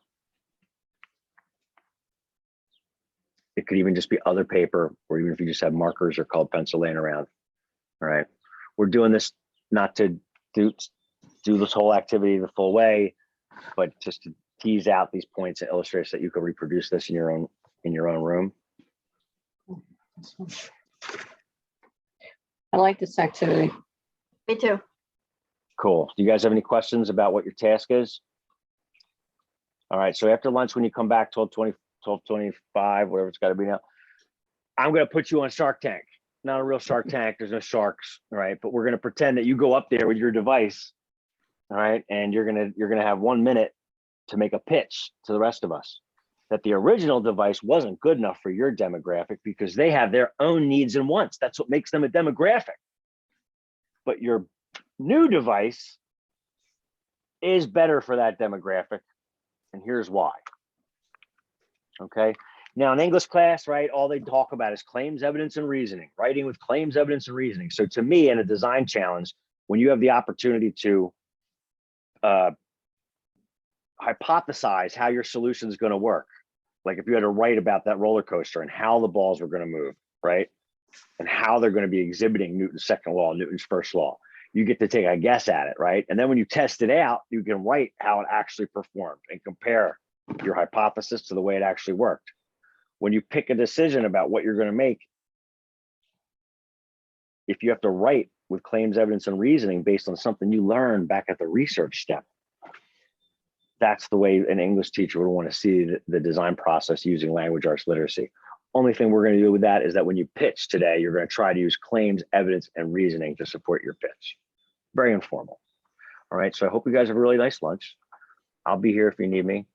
I'm going to add my cell phone number to that agenda. It's 11:40, so 45 minutes from now would be 12:25, right? Is that right? 12:25. All right, cool. I'll see you guys at 12:25. Okay. All right, great.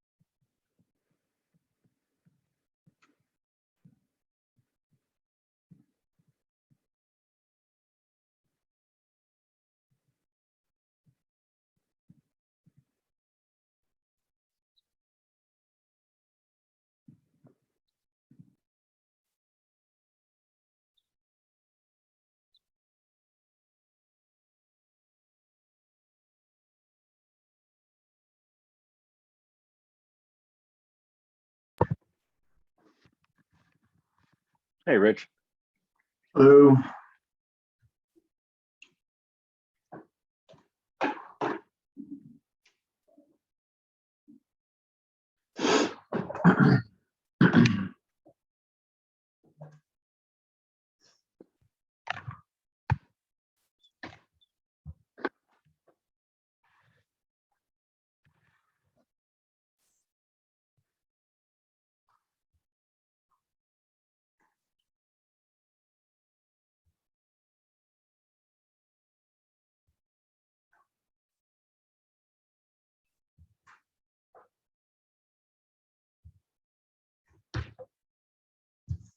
So on the agenda, I put a link to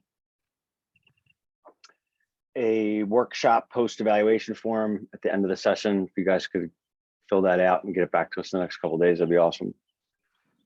I'm also adding a link as we speak to the website with the Maker Educator certificate information on it.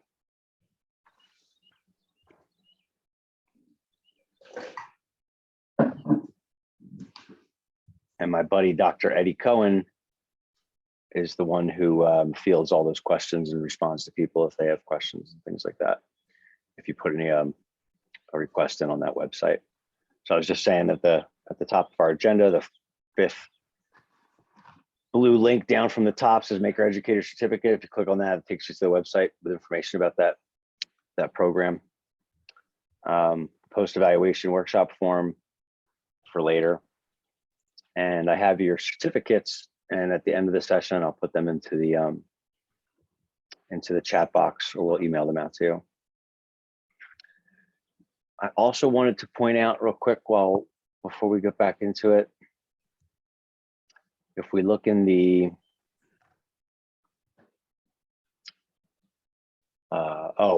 very top link that says follow-up reading, why design thinking works. That's an article from the Harvard Business Review that talks about how design thinking is now such a big deal across all industries, and why places like Stanford, are offering all these design thinking workshops for people, not even for educators, just anybody from any field. And people go through and they pay $10,000 to take a 1-week class where they learn to be divergent thinkers, and they do a bunch of design thinking exercises, and they start to learn about the design process. And the idea being that in any industry, most people are just doing convergent work. You're selling a product that's already been created. You're putting together an event where other people are the ones that are doing the creative performance. You're in business, you're selling a product or a package or a plan to somebody following a script that somebody else came up with. It's very few people within an organization that actually create the new products and services that become solutions to people's problems. And so it's something that industry struggles with, and that's why it's a big deal here, and that's why it's being forced into schools now, right? So the Harvard Business Review article kind of puts this into like a real world context. And also in the section below this that says workshop resources, additional post-workshop resources listed at the end of this document. There's a bunch of links here. The last bullet says design thinking websites, YouTube video demo lessons, and read alouds. You guys see that? On the agenda, about halfway down the first page, the first set of bullets, the last bullet. Design thinking websites, YouTube video demo lessons. I'm going to click on that and share my screen.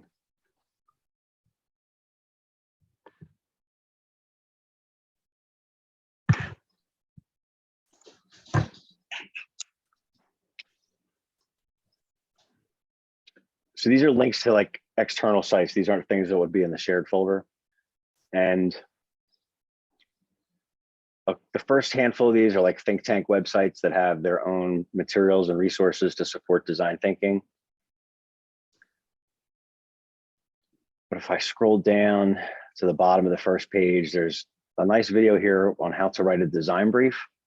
It's 20 minutes where I go into detail explaining like the mechanics of a design brief, like we started to touch upon. And the idea being that you could take anybody's resources out there that they have on the internet, download them, and make them better by following some of the best practices for pedagogy, like what makes curriculum sound, what makes instruction sound, and what makes the assessment sound for problem-based, project-based learning. Stuff from the origami device stand, like a video of how to put the origami stand together. These demo lessons for brainstorming, which we're going to do one of these live before we get out of here today. And I keep scrolling down. Underneath lab safety, we see one here that says Intro to Maker Education and Pedagogy. That's like it's a video where I start going through a slideshow about like how school keeps changing over the years, where school itself is a technology that's been created to support the problems in society. And it talks about how school was created to make us ready for factories with a bell and 45-minute periods based on a factory. And it goes into like, well, then why do we have these new standards today? And it's really good front matter for like parents and back to school night, things like that, to help them understand how school's changing and why. And if you want to bolster up your talk when it comes to talking about your program and the things that you want to do and why, this is good. And it starts to point out how in industry today, at the end, it talks about how we're not preparing kids for the factory. Now the most money is in patents and new products and services, right? And the only way you can get a patent is to create something and then document it's your idea. And so when you create something new and you have an engineering notebook that documented your whole design process and proved it's your idea, right? Making people more creative and innovative now is what's going to make the most money in industries. And so that's what's being pushed into schools. And then below that, there's another video here that says problem-based PBL curriculum design challenge examples. That's me and a couple other teachers where I walk them through a portfolio of photographs and videos on my computer that I've collected throughout my career of all different design challenges and samples of things from pre-K all the way to 12th grade, from science classrooms, English classrooms. And you just see how these different projects are being used to meet standards in different content areas, right? Not just for design thinking, but now we're using the design challenge to measure and assess standards from different content areas. So this video is a nice survey of different activities out there and like how I think about them and talk about them in terms of pedagogy. All right.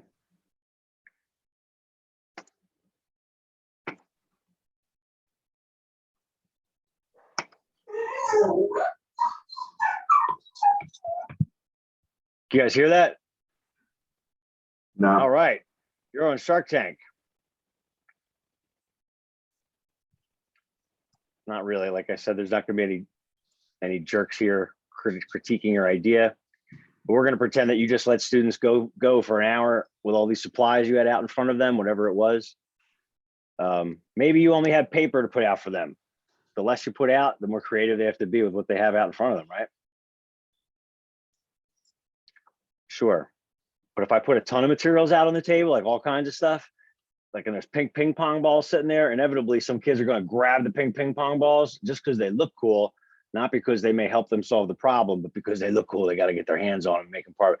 So I go both ways with that, with activities and supplies. Sometimes it's tons of stuff so that you can play around and get it out of your system. Other times I'm going to put a very limited amount of stuff out there to force them to have to be more creative with what they have to work with. And then they get up and I tell them, you have 1 minute to make a pitch. And your job is to say, hey, the old device wasn't good enough for my demographic because they have their own needs and wants. As a result, I've made this technology and here's why it solves their problems. All right, so you can each take a turn showing us what you have, and I'd be also telling the class, it's okay if you didn't finish. I'd rather you had a really ambitious idea and you weren't able to finish it because that means you were trying to challenge yourself, right? Some kids may try to put something together that's just like something they've made before somewhere. And they did that because we want to take the path of least resistance, right? We don't want to be wrong, we want to be right. And I'm trying to use these initial activities to get them out of that mindset of thinking that something has to be perfect. It's more about the process than it is about the final product. So would anybody like to pitch theirs first? I'll go. All right, Rich. So I thought just real quick, my target audience would be my kids in school, middle school kids. It's something they could probably use on their desk. And then I thought about the one that we made together. I felt not that it was too confusing or took too long, but I felt like it could have been done faster. And so I started just kind of folding and trying to get it into the right shape that I wanted. It kind of looks like this, and all it is just one piece of paper folded over 4 times. And then the phone can sit like this or like this. And what I did also for the kids is I figured, they would definitely want to put their name on it, because if they all look the same, that will be a problem. And the other thing that I thought was kind of cool is this one folds completely flat, and then it could just throw it into one of their books, and it would, they could have one for each class in each one of their books. I'm actually going to keep this one here because I was just using it. That's cool. Is that what you were going for there? Yeah, that's perfect. So I can see, did you meet the requirements, right? We see you change the form by adding the names to it, plus the form changed when you changed the shape. You changed, you made that functionality with the name for students so they could individualize, right? Did you have a mechanically moving part or feature? There's not a moving part, except like there's not a moving part beyond that. It now folds flat. Yeah, I could see that. Right. That could have been a requirement that you would have added for your group, right? Would be that it is portable or it can be collapsed and then put back together. Awesome. Oh, you know what I forgot to do? I wanted to do this for you, Rich. Thank you. All right, great job. Who's up? I'll go next if that's okay. All right, so it's kind of a little hard to show, but I just modified the contraption we made. I went off the basis of what you said about being on the boats. I used to work on boats, the exact ones you just described. So I do know things, kind of go back and forth. So by adding this little paper clip at the end, I don't know if you can see that, but it increases the mass and increases the friction on a smooth surface, such as a piece of wood, which is right here, which is very typical of boat shelves. So it doesn't enable it to slide all over the place, which kind of gives it more traction. Wow, great. Just want to stop you. Perfect claims, evidence, and reasoning. You made the claim, right? The evidence would be if you I guess if you had put it on the table, you start going like this with your table and it stayed there. That'd be the best evidence. And then your reasoning, you backed it up with a piece of scientific information about how the weight adds friction and the friction doesn't move as hard. Really nice example of that. All right. Well, sorry, didn't mean to cut you off. No, it's all good. And then the final piece, this is a dual purpose. So it also, every time I kind of look to charge my phone, I always have a hard time finding my wire. So if you put your wire through these 2 openings, it kind of pushes in here and remains contained in there. So when you take your phone off and you come back, the wire is sitting there waiting for you as well. And yeah, that's it. Thank you. Nice job. I'll have students that'll just have such a hard time. I can't think of what to make. And I'm like, you got to start with a problem. And the better you know that demographic, it's cool you picked yourself, right? You know that you understand that problem with the fishing boat. You understand that you have empathy already because you've encountered that yourself, right? So it makes it really easy to think of what other little needs and wants would this person have or this group have. Awesome. Thanks, Matt. I'll go next. So my demographic would be people that need to charge their phone. The original one I felt just was too enclosed. So I just modified it a little bit. I opened it up here where the charger would be. And then I just added straws on the bottom to raise it up so it's on a platform. So the wire would have enough space underneath the phone. And you can even modify it more by making a bigger hole here if it's an issue for sound. And then it just stands up a little higher so the cord can not hit the table that it's on. Excellent. Great job, Carolyn. I like the way you use straws to elevate it up off the table, and you're able to solve a couple different sub problems there.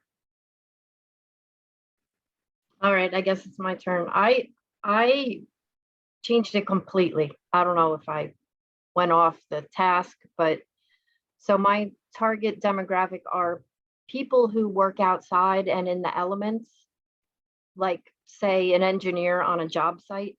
So I made mine out of a polymer plastics, and also, so it solves two problems. It's more appealing design wise. In my mind, you can choose this from all different types of patterns and designs.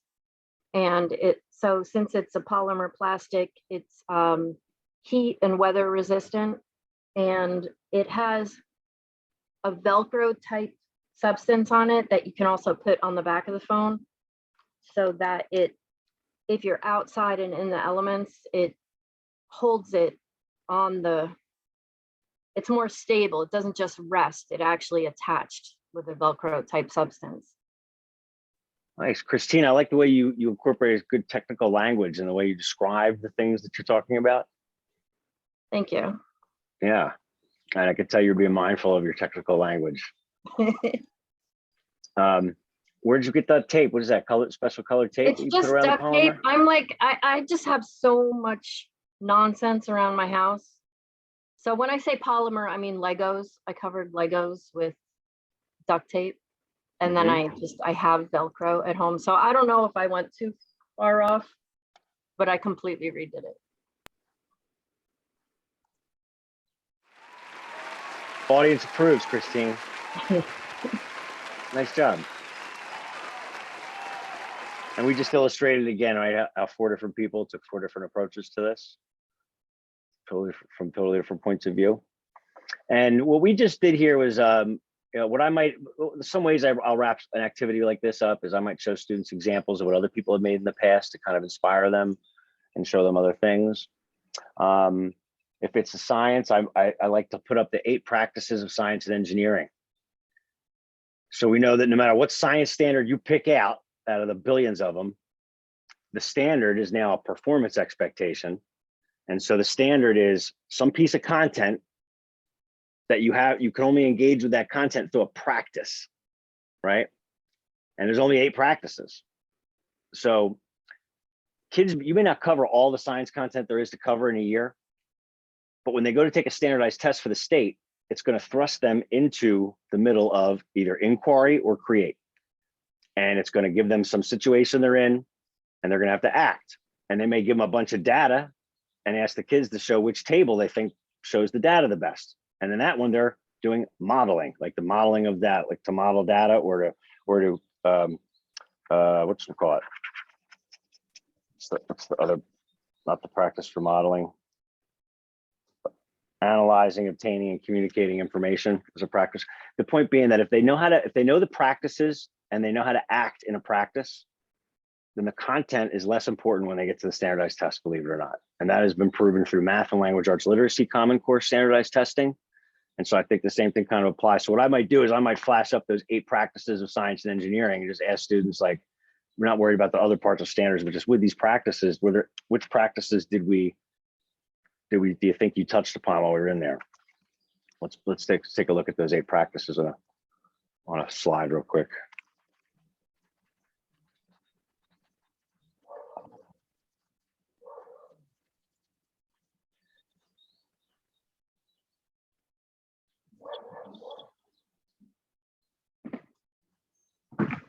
Here we go. Can you guys name them off the top of your heads, science guys? It's crazy, right? But what's cool is it's like a hack, because once you have the 8 memorized, then no matter what standard you pull up, you could be like, oh, I can see the standard is all based around this one practice. Here they are.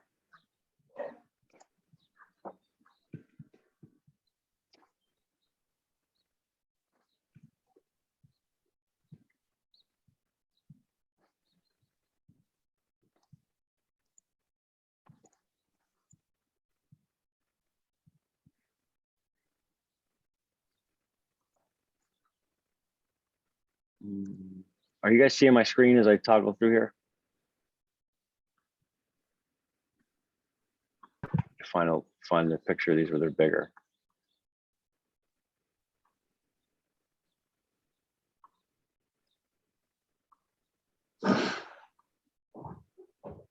Oh, come on. This should just be a big list of them right here.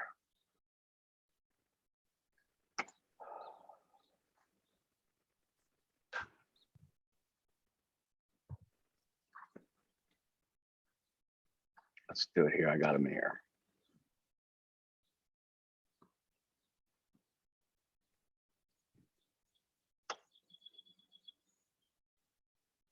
Okay, here they are. 8 practices. Ask questions and define problems is one practice. Another practice is to develop and use models.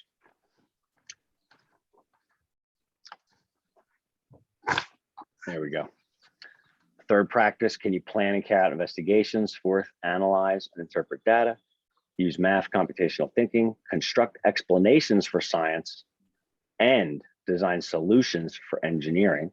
Remember, science is about, you have a question, you do a lab to find the answer to that question, you do an experiment. Convergent. Divergent, designing solutions.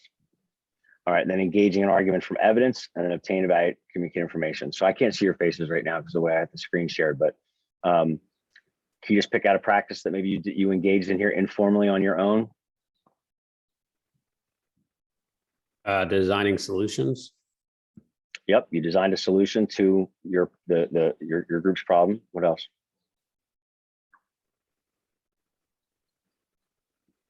Did anybody have to play with something with these materials to see if something would work or not before you figured out what would work? Yeah, I did a bunch.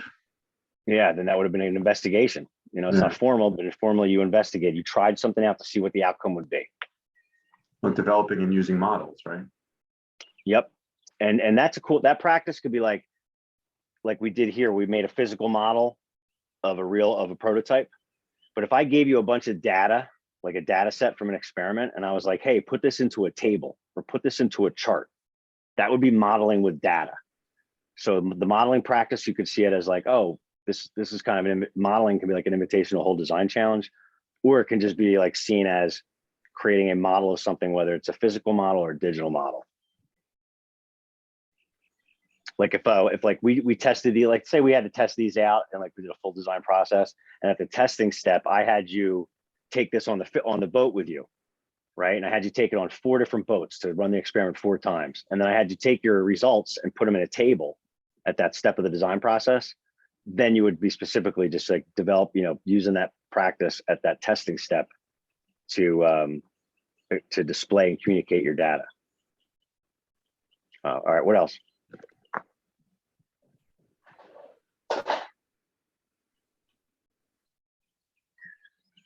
We haven't analyzed any data yet. You may have used math or computational thinking if you had to measure something or make a calculation to get something right. We did hear someone construct an explanation for science, and I've heard you talk about the solution you designed. If you argued for why something would work, using that friction as an argument, it's going to be better, and then you showed us it, I mean, that would be engaging an argument from evidence. All right, cool. So again, I'm using this design thinking activity as a way to introduce vocabulary, like about the practices in my science classroom, right? And there is another slide I could show you here. This is just like for the whole, when it comes to the whole school and thinking about the whole school, these are the practices from math. There's only a handful in math, a handful in language arts, and a handful in science. And the practices actually have a big overlap in what you see in the gray matter here on this Venn diagram. So what's the point I'm making? The point is that there's only 20 practices or so that kids are going to see across these 3 content areas. And so as often as you're able to make them aware of when they're engaged in a specific practice, the better they'll do on a standardized test later. All right. That's all I'm trying to point out with that. All right, so let me show you some pictures of some other, you want to see some things people have made in the past? Yeah. Yeah. All right.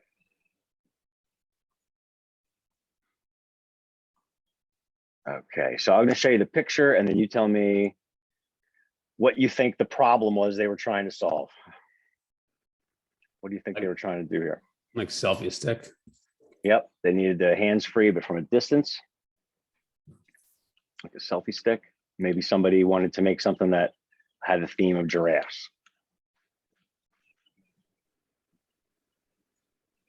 Two different devices here. The one on the right for the charging cable. The one on the right, they want to charge it. They also elevated it and had this opening down here, and they had cut out little holes for the speakers so that this box will act as an amplifier. So it'll take the sound waves and it'll let them bounce out and get wider. And the one on the left, this was supposed to be something for like a pool or like a bathtub or something like that. And so they said, you know, when I'm doing claims, evidence, reasoning, my best evidence of it that it works might be to demonstrate it in its natural setting. You know, so they brought up a little foam tray and put water in it.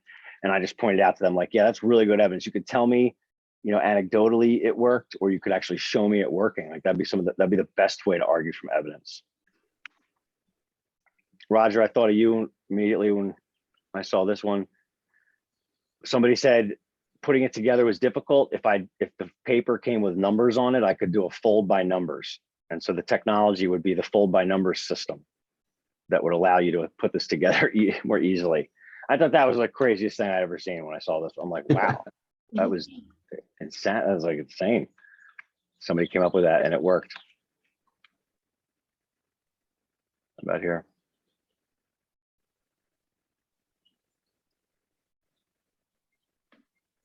This was an art teacher.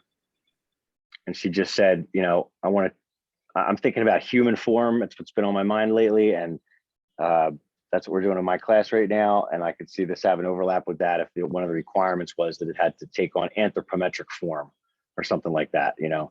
And so this serves the same purpose, but it's just shaped like a hand. You're not gonna guess what this one is because it's kind of fell apart here, but this is the straw here slides up and down inside these holes in the napkin. And this person themselves had a cognitive issue where everything else works great, but when it comes to reading something on a page, they can't keep their place in line as they read. And so this is a guided reader. You would take the straw thing, you would start sliding the straw underneath you as you read and keep your place in line on your phone. So this is simply like a medical assistive device. So that was neat. And it started making me think, like, I was doing a pizza box solar cooker design challenge with these teachers in another school recently. And, you know, they always had the same requirements the last 3 years they were doing the challenge. It was like, you know, heat up the box with the solar energy to get the box as warm as possible, insulate the box so that it stays its temperature. And I was like, can you guys add some other requirements, like make the story a little cooler, like put somebody in the story of the background that needs this solar cooker, like make them have a disability, or put them in a location where the people who are going to use this thing have some other thing about them, so that we can design other things with this pizza box besides just the insulator and the thing that's going to make things get hot. Like, can we design like a way to keep it open or closed, or how maybe it's got to be packed away and stored because we can't, like, add some other requirements that go along with the real world to give kids other things to design for, so that it's not just the same challenge and it's got more of a real world piece to it. How about this one? This thing spins. What would this be for?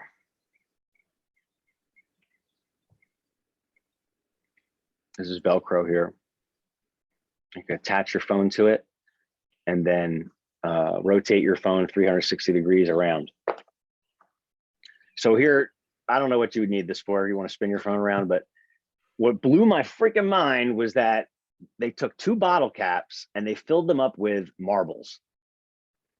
And then they put a pin through the center of the front bottle cap, through the marbles, through the back bottle cap, and then they glued this tongue depressor on. And so they essentially created a sealed ball bearing, like a rollerblade or like a skateboard wheel. It's like got a bunch of little metal bearings inside the cylinder. And I was like, guys, ladies, did you know you just made a sealed bearing? And they were like, I don't know what a sealed bearing is, but we'll take your word for it. They were kindergarten teachers. And I was like, what? Well, this is like a roller skate bearing. Like, you made a thing that doesn't fall apart, but can roll and have really reduce the friction. And they were like, okay. But I guarantee you, if I put on the requirements of the challenge, like everyone must make a sealed bearing, nobody would have been able to do it because they would have been like, what the hell's that? You know, but it just kind of shows you that like when you don't see something in your mind as being challenging or being a problem, it's something else, you know? So they came up with this idea. They didn't even know how impressive it was with that, what they had made is I guess what I'm trying to point out. Oftentimes as we get older, we see the world as having more challenges and problems in it maybe than it really has, or we think that we're not capable of. Somebody else does that, I don't know. This one's for the movie theater. You want to put your phone in there so that if you have to text message people at the movies, your phone screen brightness doesn't bother everybody around you. So this was like a thing to, it's not virtual reality. It's just put your phone in there, your thumbs go up in there, you could text message people. Because this guy would go to the movies and kids would take their phones out and it would bother him there. My wife made this one. My wife's into charismatic megafauna prints. She loves rainbow giraffes and cheetahs and things like that. And so this is one that she would use attached to her coffee. I was a student who saw this as a shark and thought, let's make this into a shark. It's cool when kids can kind of like see something as something else when they look at it, you know, like when you're growing up, if your parents have you look up at clouds and imagine, you know, can you see the shapes in the clouds? That's using that muscle in your brain. I say using a muscle, but what it really is your brain has neurons in it. And what you don't really, you're not making lots more brain cells, but you are making new pathways between neurons. You're creating synapses. And the only time you create a synapse ever is when you encounter a new situation and you don't know what to do because you haven't encountered it before. We call that a problem or a conflict, right? So if people live their lives trying to be safe and shy away from problems and only do the things they're good at and take the path of least resistance, then they never form those synapses between neurons that make them have these engineering habits of mind, and it's just by default, you know? All right, going on a tangent. This was pretty cool. I like the form and function of a beach chair that could like, you know, go out to different settings or whatever. And in science, they have those cross-cutting concepts. We're not going to get into that, but one of those is form and function. So I thought it was a cool way to say like, hey, do you know you just used that cross-cutting concept, took the form and function of a beach chair and incorporated it into your thing here. This is one we need to wear. Last couple here. This used to be the picture I would put on the corner of the design brief. Right now, the design brief you have for this activity just shows the paper phone stand. Well, I used to put this picture up in the corner just because I wanted to have a picture there, like have something. And people would start making the thing in the picture. And I'd be like, why did you make the thing that was in the picture on the design brief? Oh, I didn't want to be wrong. And it's like, we just spent the last 45 minutes talking about design thinking. It's okay if, and they were like, well, I just saw the one in the picture, so I thought I would just make that. And there's somebody who's frozen by the idea of creating something and think they're not going to be good at it and just making up their mind to block out everything we were talking about and make the exact thing that's in the picture for fear of being wrong. This was a nun at a Catholic school, and she would check her bank statements at the bus stop. And she said she don't like creeps sitting over her shoulder, and plus the sun glare gets in the way. And, you know, in the standards 8.2, your ability to take a real world problem and then turn it into a design brief by saying like, what's the problem? What are the people's needs and wants? And then what would the requirements be for a good solution? And then what are we constrained by? Just the act of writing out your own design brief from a problem is an exercise, is a design thinking exercise that goes with the standards. It's for the beach. All right, now we get down to what I wanted to drill down to with this, which is how design challenges can become not just fun things to get us into designing, but they can be used to measure and address standards. So you mentioned the design challenge there with the roller coasters, a couple of you mentioned. And it's like, yeah, that roller coaster one's going to give them a chance to do that one standard that says students will model Newton's laws and be able to demonstrate the 3 laws, right? And that practice is model, and it then deals with Newton's laws. So the practice is modeling, and the content's about Newton's laws. A good design challenge should give you a chance at some point throughout the process to like engage in that standard, because the practice you're going to have to do naturally kind of goes with that step of the design process. So any event, I could have made this a much longer design challenge for the phone stand if I wanted to teach waves, for example. I'm going to do waves in science. Waves in science can be taught with water waves, sound waves, or light waves. They don't care, because all waves have similar features and properties. So if I wanted to do this as a proper design challenge and go through a like 5-step design process where I give them the problem, but then we do a bunch of research or investigations, and then we go to brainstorming, picking a solution, making it, testing it, redesigning it. What's going on here? Another acoustic amplifier, right? They're creating a cavity that sound can bounce off of. So if I look at this middle school science standard here, this is a middle school physical science 4, so 4th grade standard. Middle school standard 6th through 8th grade. PS4 stands for physical science number 4. Develop and use a model to describe that waves are reflected, absorbed, or transmitted through various materials. So that by itself is one standard. I could have a whole lesson like just for that standard, or I could have a design challenge that bundles together this standard plus the 3 that cover engineering, the 3 standards for engineering. Basically, if those 3 standards involve going through the design process, and maybe some other stuff too. And so what I could have done here is if I had a couple days at the research step, I could have done a lab with all the materials that are on the table. And I'd say, here's how the lab's going to work. You guys are all going to take your phone out. You're going to get the decibel meter on your voice memo app, and it's got a little decibel meter. And you guys are going to hold that thing on the table, and you're going to take some of these different materials. I have felt out here. I have paper cups. I have plastic cups. And you're going to take these materials. You're going to hold them in front of your face, and you're going to yell like this. Can you feel that vibration off that cup coming back at your face, or do you feel the cup resonating as you yell at it? And start to see how waves are either being bounced, absorbed, or transmitted through different types of materials. That could be a lab that we do, but it's front-ended with this design brief and this design challenge. But before we go to solve the challenge, we do the research, we do a lab. Now, when I go into the brainstorming step or let kids start to draw their solution, they're gonna pick their materials out and design their phone stand, but every decision they make about which materials they're using and where they're placing them, they're gonna have to go back and write what they learned in that lab. I picked this material because on the decibel meter reading, this one reflected sound waves the best, right? Thanks, buddy. Have a good day. Sorry, my neighbor just popped by. And that's where I start to talk about how like the claims evidence reasoning that you would normally get out, the stuff you would normally get out of a science lab, you can place that lab right in the middle of the design challenge at that research step. And then kids have to draw upon what they learn from that to support any decisions they make about their design. Sorry, I feel like it's like a long-winded explanation here. I can't see your faces right now, but the idea being that we could have made this use this design challenge as a way to meet this particular standard. And the evidence statements that go with a standard kind of tell you like what it looks like if a student meets that standard. And so this term bundling standards is cool because you can only meet the standard if you're in the act of a practice, and we go through practices naturally in the design process. So this is not the design process. These are just practices of science and engineering. But as you go through a design process, you inevitably cycle through almost all of these practices. You guys still with me, or did you fall asleep? Still here. Okay. Do you kind of see where I'm going with this though, about how a challenge can be expanded upon and used to meet a standard? Right. All right, cool.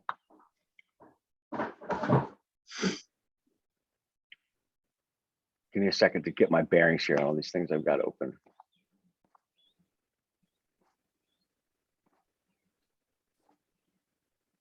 All right, so now we're going to take a look at this video from a read aloud book called The Girl Who Never Makes Mistakes. And I never played read alouds for adults before, but I went to the Philippines before COVID and I taught a design thinking workshop for all these public school teachers, and public school is like poor over there. And I started weaving a bunch of these activities into my STEM workshop for the first few days. We would do design thinking before we got into STEM. And somebody told me, just show these read alouds to adults. All right, it's gonna go over fine. And so this was the first book I showed. We're gonna play this through.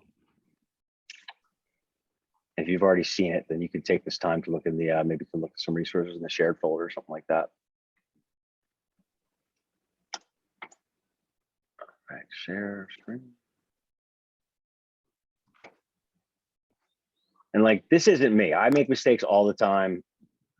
I would screw up in school and come back the next day and just go, whatever, you know, special ed students are probably used to messing up the most and then going, I can come back to school the next day and be fine. Like maybe I'm used to that, you know, but a lot of kids who get straight A's, they're perfectionists, right? Everything they do is perfect. They get the right answer on the test. They're really perfect at divert or convergent thinking, right? They're excellent sheep, as they call them. That's that new book about how school's producing excellent sheep. And so all of a sudden, this person gets put in a situation where there's no one right answer because you just have to meet the requirements, right? But you can do it with any of the combination of the materials and how you want to spend your time and with the people you're working with. That's why there's no one right answer. When it's wide open like that, this can freak people out. And when you go through a design process and the teacher says, it's not about did you solve the problem and meet all the requirements? It's did you go through the design process and do what you're supposed to do at each step? Okay, so things like this, I think,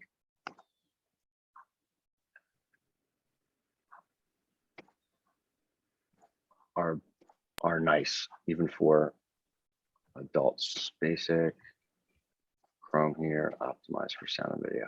All right, sorry about that. Here we go. This book is called The Girl Who Never Made Mistakes. What I was trying to say is this is not me. Like, I don't identify with a girl in this story. I would screw up all the time, but for my perfectionists, this was powerful. Beatrice Bottom, well, Friday began like any other day. She matched her socks, and, of course, she put her shoes on their proper feet. She remembered to feed her hamster, Humber, his favorite food, broccoli. And when she made a sandwich for her brother Carl's lunch, she used exactly the same amount of peanut butter as jelly. When she stepped outside to greet her fans, she didn't forget to say good morning and thank you. They asked if she made her bed. She had. They asked if she forgot to do her math homework. Nope. What about today's talent show? They asked. I'm ready, said Beatrice with a smile. After all, her juggling act had won 3 years in a row. Most people in town didn't even know Beatrice's name. They just called her the girl who never makes mistakes. Because for as long as anyone could remember, she never did. Unlike Beatrice, Carl made lots of mistakes. He ate his crayons and drew with his green beans. He danced with his hands and played the piano with his feet. Carl loved to make mistakes. At school, Beatrice was on a cooking team with her 2 best friends, Millie and Sarah. To make their giant rhubarb muffins, they needed 4 eggs. Beatrice went to the refrigerator and carefully chose the biggest, eggiest eggs she could find. But on the way back, her legs slipped out from under her. The eggs went flying. Beatrice was about to make her first mistake. But she didn't. That was close, thought Beatrice. Sorry, Beatrice. I dropped a piece of rhubarb. Oh, why shouldn't it really? For the rest of the school day, Beatrice could not stop thinking about her almost mistake. On her way home from school, Beatrice watched Millie and Sarah ice skating in the park. Come join us, said Millie. It's fun, said Sarah. Beatrice watched them slip and slide on the frozen pond. Millie and Sarah laughed as they wobbled on the ice. No, thanks, said Beatrice. At supper, Beatrice barely touched her food. Is everything all right, kiddo? asked her father. I'm worried I'll mess up tonight, said Beatrice, and everyone will be watching. Worry? You don't make mistakes, he said with a smile. Beatrice tried to smile too. After supper, Beatrice got ready for the talent show. First, she woke Humbert from his nap. Next, she got the salt shaker from the kitchen table. Finally, she filled a balloon with water. The school auditorium was packed. Beatrice felt her stomach jumping around inside her. Beatrice waited for her juggling music to begin. That's her! That's the girl who never makes mistakes, said a woman. Oh, we know she'll be perfect, said a man. When the music started, she tossed Humbert into the air. Next, she added the salt shaker. And finally, the water balloon. Beatrice didn't miss a beat. The crowd clapped with delight. But Beatrice noticed something odd about the salt shaker. The specks falling out of it were not white. Achoo! Humbert was so surprised by his sneeze that he grabbed the water balloon with his claws. Kablooey! Humbert, pieces of water balloon, and the pepper rained down on top of Beatrice. For the first time in as long as anyone could remember, Beatrice made a mistake.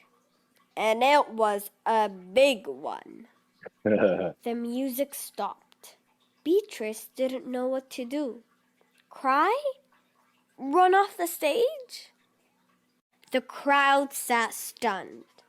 They couldn't believe that the girl who never makes mistakes made a mistake.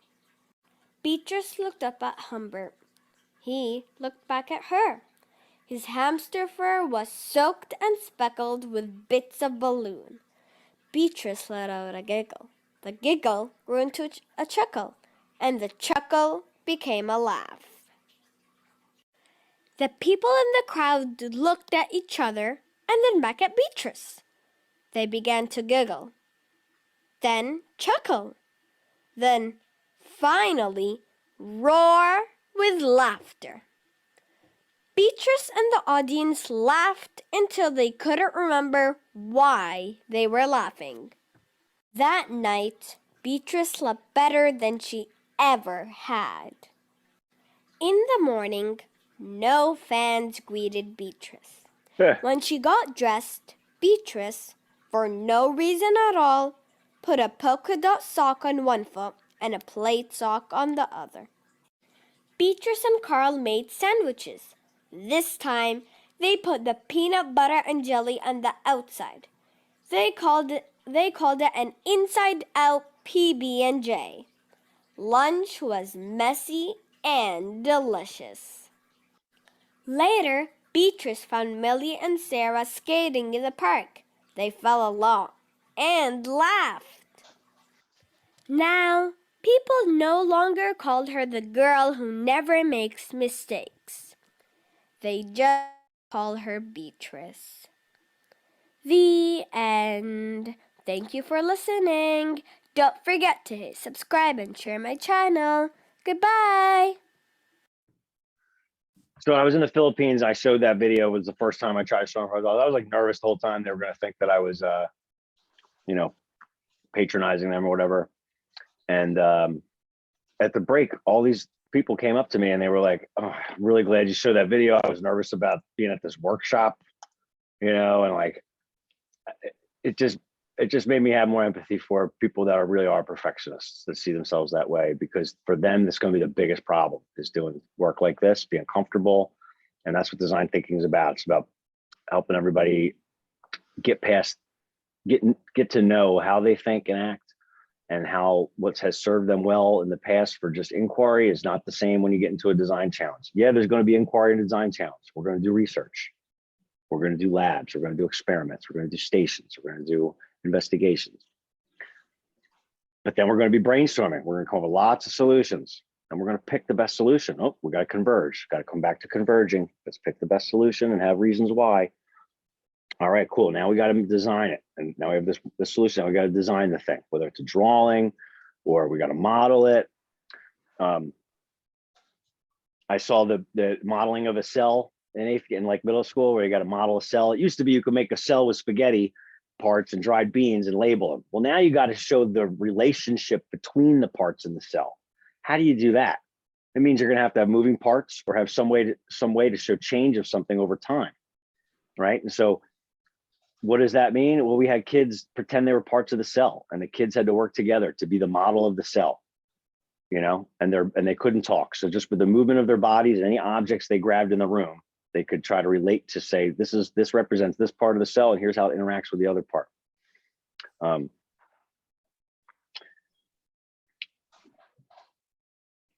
Just trying to show that like there's a lot of different ways you could interpret what it means for kids to engage in the standard. But I have a list of other read aloud books too in those shared resources. There's one called The Dot, which is really cool, where it's like it all starts with a dot. It's about drawing and being okay with drawing things, and being creative that way.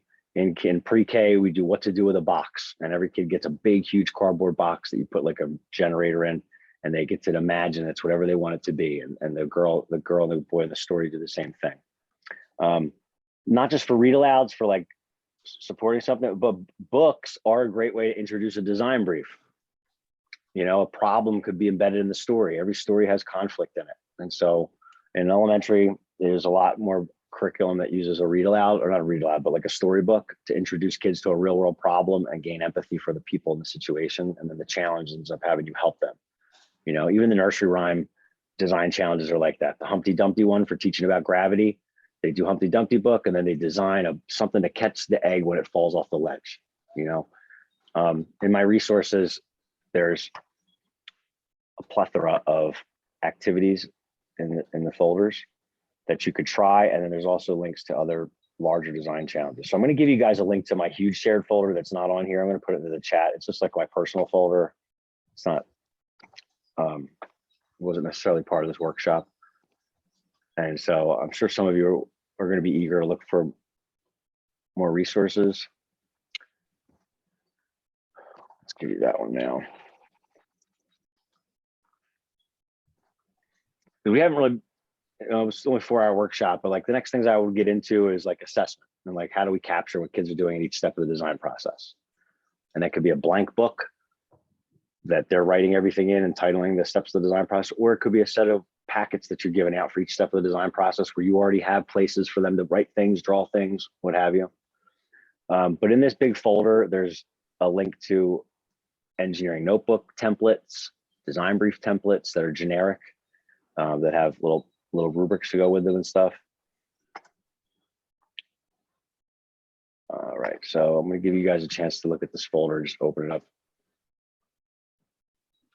No, I was going to ask you about the whole grading process because, you know, it's just everything needs to have a number attached to it. And I've been battling with my district about that, how like, I don't want kids to be like you were talking about, afraid to make mistakes. And, you know, like there are times where we're building stuff and at the end of the class or the end of the few classes, the kid ends up with nothing because it didn't work. And they get full credit as far as I'm concerned. But it's a tough thing because they all want to know, how do I get a 95? How do I get, you know, like, yeah, and everything, our district is big. Everything's got to be rubric. And at the end of it, they have to have a number. And I've been battling with my district. All right, so here's the short and skinny of it. I'll give you a quick answer that should be enough for you to take what's in these resources folders and like create or adopt something for yourself. Every step of the design process, there's something to do. So if I give you the design brief at the first step of the design process, like identify the problem, first step, you could be restating the design brief in your own words in that part of the engineering notebook, right? And there's points awarded for that. I'm in the assessment folder here, in the subfolder from that shared folder, the design thinking, problem-based learning, 2021 Anderson. The assessment resources subfolder has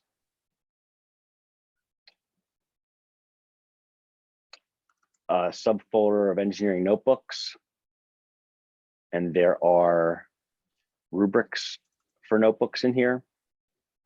Various rubrics where they'll say, here's each step of the design process, and here's at a minimum like what you'd have to put in your engineering notebook. And the point being that there's almost an equal amount of points at every step of the design process. So how well your thing tests out at the testing step is worth just as many points as what you went and where you took notes during the labs, Right. or where you did your science journal. Stick that in the lab, the research part.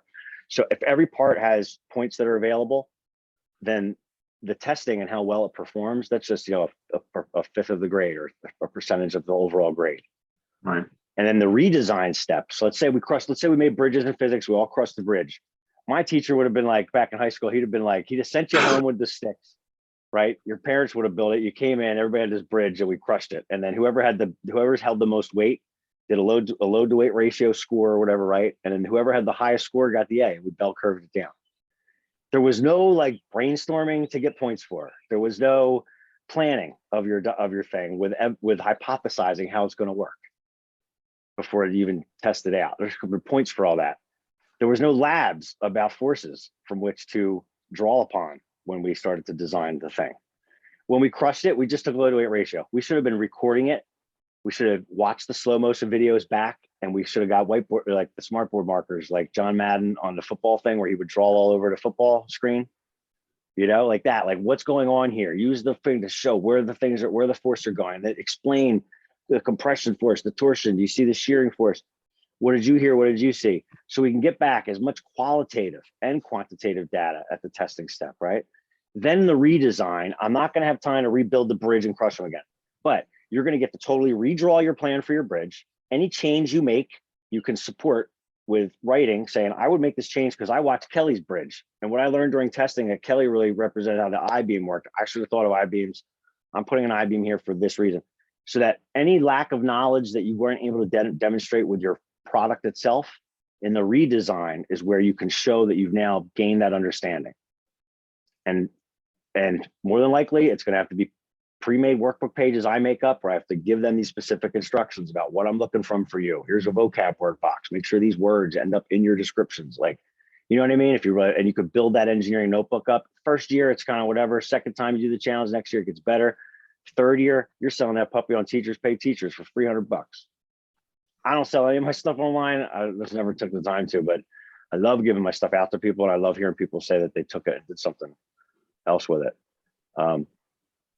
So does that help with assessment? If you could show them something where each step is worth points and everybody has all opportunities. Yeah. Yeah, we have access to these rubrics here, the shared drive. Yep, I put the shared drive in, and there's an assessment subfolder with these rubrics. This folder also has, if I go back out to the parent folder, just for design thinking, some different versions of the design loop for the design process. These are different skills. These might be nice for literacy in the library, of different skills you could use at the design process and exercises to help you build up on those skills. Technical writing. Where are the book lists? This would be in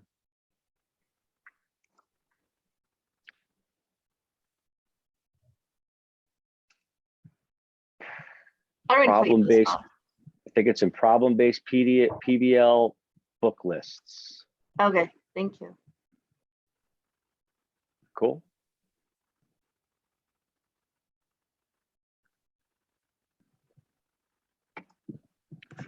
And in design thinking, PK to 12, we've got just divergent thinking activities. There's a folder of a bunch of different divergent thinking activities and packets.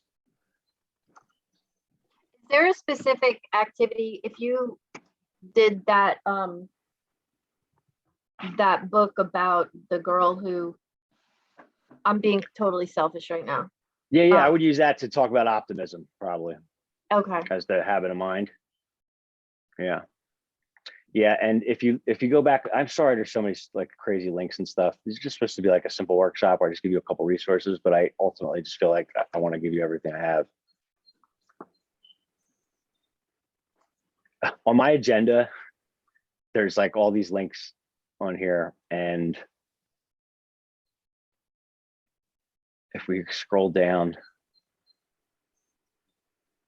resources for introducing design thinking, it's here in purple. You see this thing down here, Edgewater Park, PK to 8. I did a summer camp and I made these menus up, and I have all these quick design thinking activities and short problem solving activities, and I paired them each with a read aloud. And they're in there by grade, by grade level menus. Oh, that's awesome. So if you go in the agenda and you scroll down the agenda to like the, I just don't want page numbers on here, 3rd page, resources for introducing design thinking. Below that, this one here, resources by Chris Anderson, conjunction with other schools. I did this Edgewater Park camp last summer. And so it's got these different grade band menus on it. And so for each grade band, you can see the activities I chose, the book that went with it. And then if the links on there don't take you directly to a folder, I put the link to the folder here below it. Chris, how do we get to what you were just showing us, where the rubrics were? Your folder? Yep. If you go into the chat box. Okay. If you open that up, the last link I put into the chat. Oh, okay. And you know what? So I should probably put this on the agenda for you too. That would be awesome. Thank you.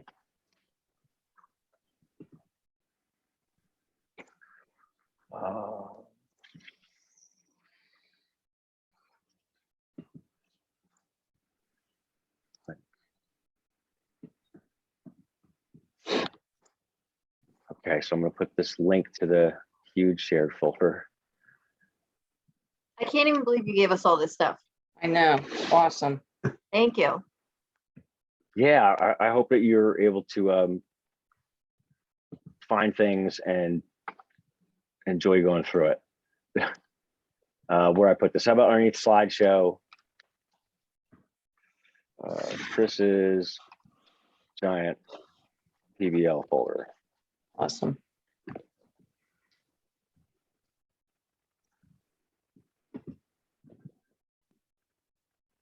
Like that.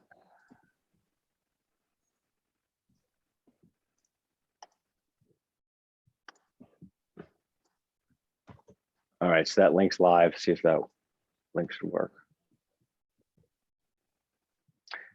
And our slideshow is here too. And the phone stand pictures that we looked at and stuff, they're all in that giant slideshow. And that slideshow is actually the same one I use in the voiceover video. I said there's like a 90-minute video where I talk about PBL activities. There's another 90-minute video about the introduction to maker education. They both utilize the same slideshow that we've looked at today that's linked here. It's like 100 some slides. Let's look at this one here. So on the agenda, if I look at this link, design thinking websites, YouTube videos, demo lessons. Let's put a color around it. I'll put pink around it so you can see it. Oh, that's awful looking. There we go. Click on this one here. It takes me to this table.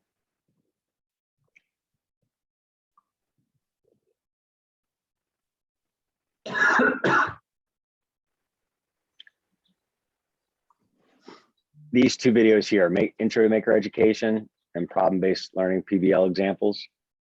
You know, it'd be 3 hours if you watch the whole thing, but you really hear me like talk about a specific context with activities about pedagogy and what's going on in the classroom.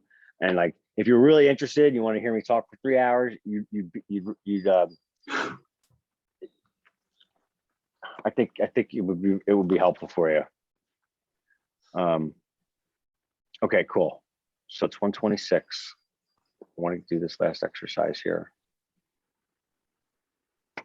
So I'm going to stop sharing my screen.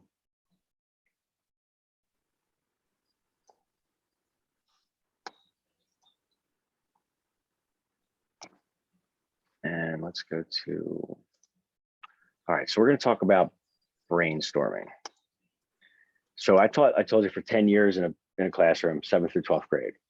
And my engineering notebook for brainstorming went like this. It was a blank page, said brainstorming at the top, and the instructions were draw 3 possible solutions. Circle your favorite one. That was it. That was my whole brainstorming step. And kids would just come like put one idea there, right? Draw something and then come up to me and go, can I make this? And I'd say, you gotta have 3 ideas. And then they would go back, scribble out 2 pieces of junk and come back up to me like, well, my first one really was the best one, wasn't it? And I'd be like, okay, make that. And I've like for years, I let that happen. And then I finally stumbled upon this lesson of was a brainstorming technique. So there's all kinds of techniques, but this technique was really cool. And it gave me something that I could always have students do at the brainstorming step for any design challenge once I taught it as its own skill, right? It's called a morph chart or a feature matrix. So I'm going to do a quick version of it now with you guys. You guys will participate with me and help me fill out this chart that we're going to do. And there's 2 links to this demo lesson where you can see me doing it with 5th graders in one video on this table. And there's another link where I'm teaching teachers how to do it over the course of like an hour and a half session. All right. But like if you want to pick up all the little nuances with the lesson or show the lesson to your students. But I would usually kick this off where I've got like Hawaiian music playing in the background. I pretend that we're all on some deserted island together and I'm your boss and I brought you here for our annual company retreat, right? Just for the sake of time, I'm not going to cue these videos up.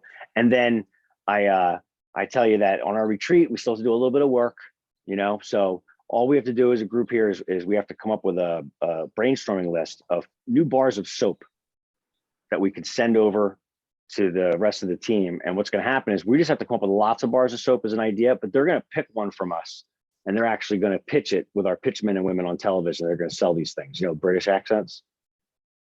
Billy Mays here with an OxyClean. Those people, the ShamWow, the Slap Chop, all them. Best form of claims, evidence, and reasoning is in those pitches. Anyway, I tell them that all we know is that we have to come up with a solid bar of soap. It's got to be a solid. That's it. And we need to come up with as many as possible, right? We're not picking one. And so I say, I give everybody a minute and I say, come up with as many as you can. They go, what are we supposed to do? I said, document your brainstorming. I don't know whatever you think the brainstorming is, put as many as you can. And students inevitably will like draw a picture, maybe put a label on it. Maybe they get to a second idea. You know, sometimes I'll get a paper with a couple things on it. Sometimes just 1 or 2. But the point is everyone in the room is thinking of the whole bar of soap at one time. They're thinking of the whole final solution. And I say to them, I got this other technique where I can come up with way more ideas than you can in a few minutes. And I can also think about pieces of the solution as opposed to the whole final solution. Because if I can just think about pieces of it, I don't have to be worried about if it's going to work or not with everything else. I could just brainstorm one thing at a time. So if I said a bar of soap has 5 or 6 characteristics as categories, so that no matter what bar of soap you're looking at, it will always have categories like this. What could a couple categories be for a bar of soap? No matter what bar of soap I look at, they're all going to have this as a category. What? Scent. They could have smell. Yep. There's one. There's another one. Size. Yep. Size. That's going to be one. What else? Color. Yeah, I was gonna say Color. Okay. Got that. Color. What the ingredients are? Yeah, the recipe or the ingredients could be something that they would all have as a category. Another one? Mass. Their mass could be a category. Size is different than mass. natural or synthetic. Yeah, something like that with the ingredients. How about the surface of it? What about the surface? Is there a term we could use to describe the surface and how it feels?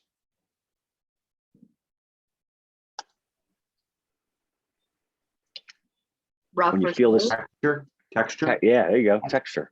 Texture could be a category. Did we say shape? We got shape. I'm just switching my cameras over here as you're talking.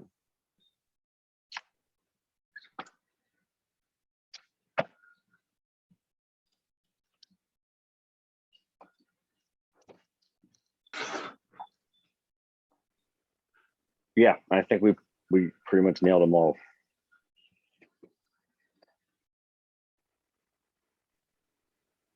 Okay, let's turn this light up.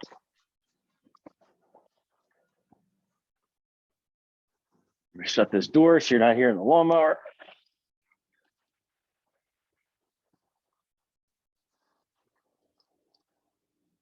Okay, you ready? So this is called a morph chart. And on the morph chart, I'm taking these categories. I'm going to make a row for each category. Let's just see if this is, yep, facing you guys. Okay. So I will take the shape, color, smell. I write scent like you said, but I'm afraid I spell it wrong. Smell. What was the other ones? Texture. Texture.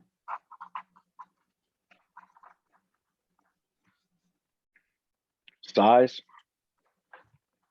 And I could have, you all listed good ones that are perfectly viable.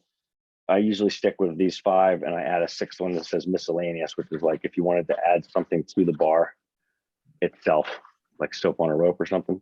And so now we're going to just brainstorm shapes. And if this chart has 6 categories, let's make a nice square chart and say, I want to come up with 6 variations for each one of these. So like just picture a 6x6 chart, right? And so you guys are going to tell me what to put on here for the idea, but the rule is you have to tell me how to draw it.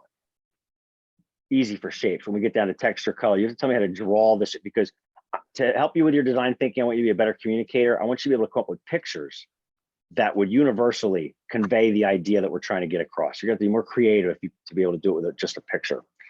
All right, I only have a black marker, so I can't use colored pencils to help me get the point across. All right, and I don't want to hear any boring shapes either. Right, so don't be saying circle, square. I don't want to hear any of that. Just give me some interesting, give me a challenge. Just give me some shapes. You guys rattle them off. We're going to come up with 6 and only shapes, then we'll move to the other categories. Go ahead, tell me something to draw.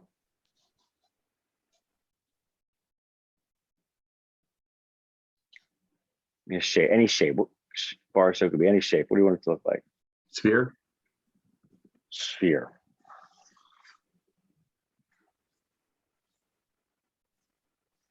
All right, sphere shape soap. Another one. Rectangular prism. Thanks for not saying dodecahedron. You guys are tame so far. Normally in 7th grade, I'm getting pregnant lady. Donald Trump's head. Cool. Quick, quick, quick.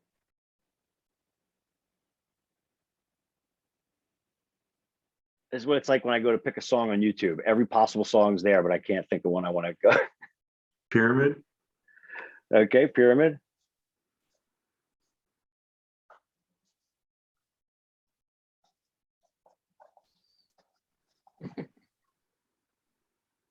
Another one? A heart.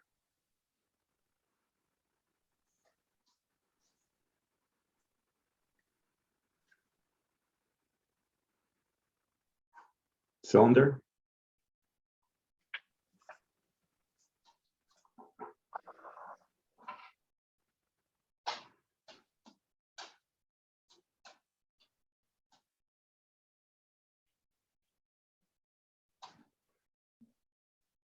Anything, guys. Guitar. I was waiting for the music to come up because I saw your guitar back there. Yeah.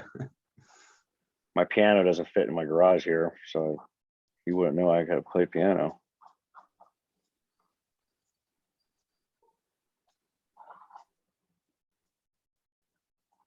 All right, it's an acoustic, sorry.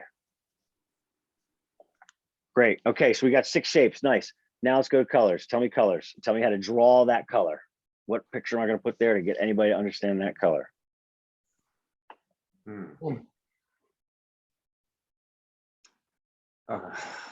Make like a cloud for white. Okay.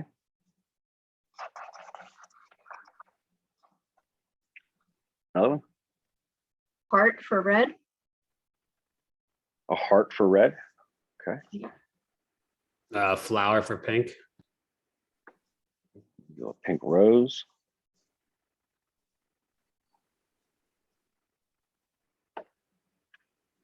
A gold bar for yellow. Okay, gold bar. And how are we gonna really know that this is a gold bar? I got the bar there. How do we know that's gold and not anything else? 14K or something. Good. Yeah, I could use a symbol. So I was going to say no letters or number, no, but a symbol could work. Could work great. Maybe like the money symbol or something. Maybe it's glowing a little bit. Now, when you have kids draw, right? Drawing is modeling and doesn't have to be a physical model they make in a design challenge. So giving them ways to draw and convey their ideas better with pictures, using color as a way to express things like heat, temperature, right? All that stuff's going to be is good. It will help them in their other classes and your class when they're doing design challenges with engineering notebooks. Plant leaves for green, What kind of leaves? like plant leaves for green. There we go, plant leaves.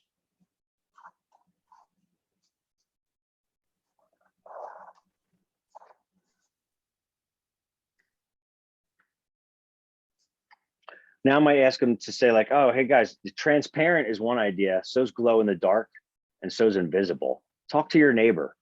Can you come up with a way to show these 3 different ideas, 3 separate ideas, transparent, glow in the dark, and invisible, just to see what they come up with.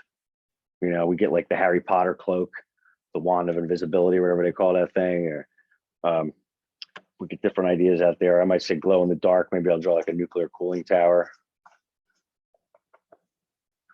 Glowing. All right, let's be quick. Smells.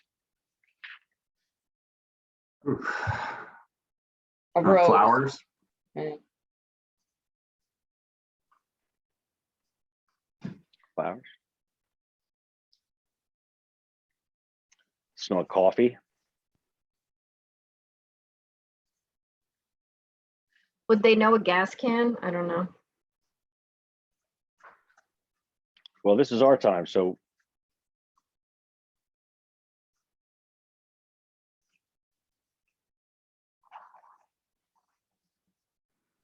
I guess that's supposed to be like the oil thing on the gas can. How about a fireplace fire or campfire? Ooh, wow, that smells good. You're really good at this. Yeah, amazing. Oh, thanks. When you're strong in some areas, you struggle in others. You should see my personal life. Birthday cake. What is it? Birthday cake. Birthday cake. Sweet. Pun intended.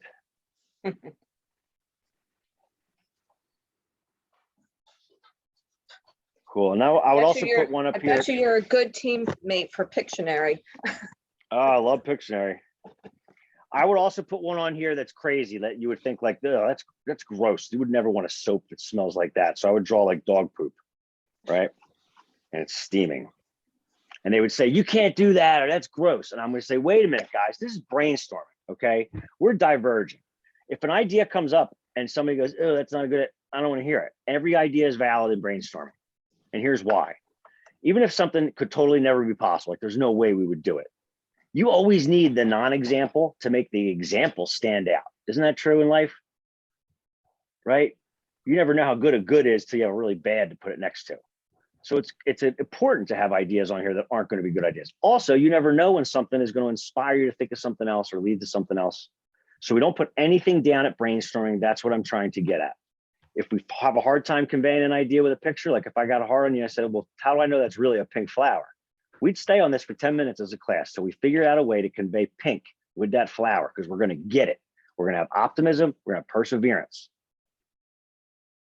And in other design challenges, when they do this chart for whatever it is they're designing, they don't have to always draw and everything like that. I'll just let them go back to using words. But for this first time, textures. Oh yeah, so the dog poop soap. There is soap like that. They sell it at Spencer's. It's red. It's shaped like a heart. It doesn't smell like cinnamon. And it's for taking to parties and putting in the soap during cocktail hour when you want to empty the party out. And adults go in to wash their hands and they start washing up their whole arm and they go out of the bathroom and they smell, what is that? I must not wash well enough. Now they go in and they wash all the way up to their shoulder. Whole party gets grossed out and ends. Textures. We're on the home stretch. We're halfway done. What was that?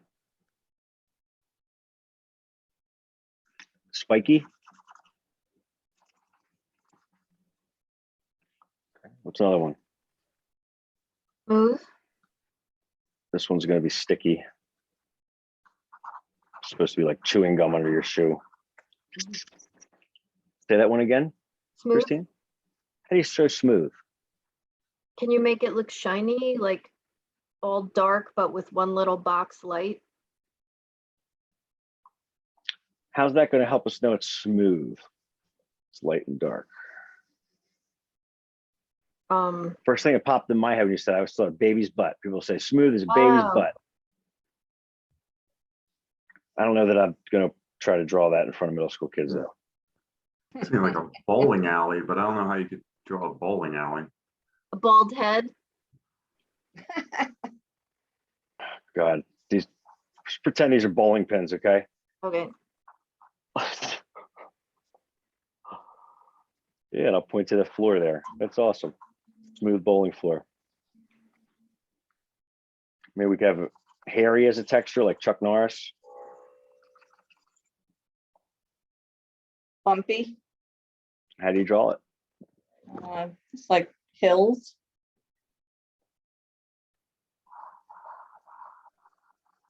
Nice. Maybe I'll put slimy here.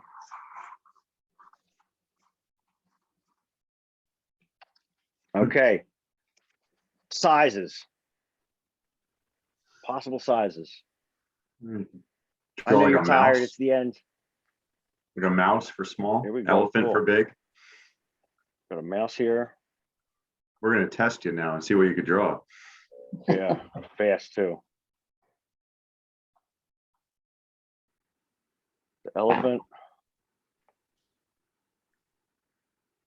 Size of your hand. Maybe there's one the size of a refrigerator. Every 5 years, they come to your house with a hand truck and a bar of soap the size of a refrigerator. They drag the thing into your house, and you could just like lean up against it to wash yourself. That'd be pretty cool. Maybe like a basketball. Something the size of a basketball. Now you're gonna see my lack. You're gonna see my lack of sports knowledge here. Right? I don't know what basketballs look like. Is that volleyball? Basketball. That could be anything. Maybe microscopic. Say again. Paper clip. Size of a paper clip. Cool.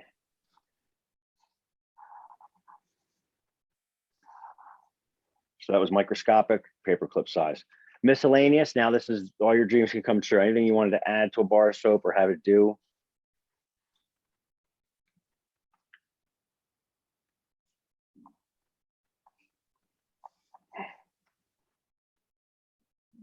Somebody would say soap on a rope. Soap that changes colors for you. Maybe you need a mood ring to show the color changing. Soap. Soap with a gift inside. So if you wash enough, you'll get the gift that'll pop out of there eventually. Did you ever see those? All right, for the sake of time. Edible, if we're making things up, edible. Oh, edible.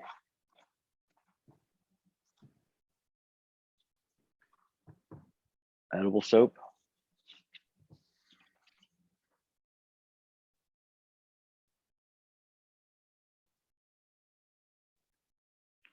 We'll stop here just for time's sake. We'll pretend we had 6. So let's take a look at this whole chart here. There's 6 by 6.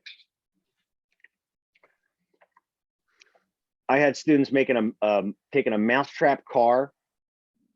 Ever seen those mousetrap cars with CDs for wheels? And I had them convert it into a boat, like make it so it could go on water. So we had different rows here. We had like propulsion devices. You know, kids were like, oh, I could have a paddle, I could have a propeller, I could have this to displace the way, right? Then it was like, what materials are going to float? That was another row. So they had to look at the materials on the table and come up with like what materials they thought might float, right? So I gave them the categories. I'll come up with the categories for the design challenge that they're going to go through. But the point is that we have this whole chart. Now from here, I can circle one from each row and start to put together a possible solution, right? Maybe one idea is a shape that's going to be a pyramid shape. It's going to be pink, and it's going to smell like birthday cake, and it's going to have the texture of smooth like a bowling alley, but it's the size of an elephant, and you can eat it, right? Take these things and you morph them together, and you have one idea. Does that make sense? Yep. How many potential solutions reside on this crazy chart? How many potential solutions? Thousands.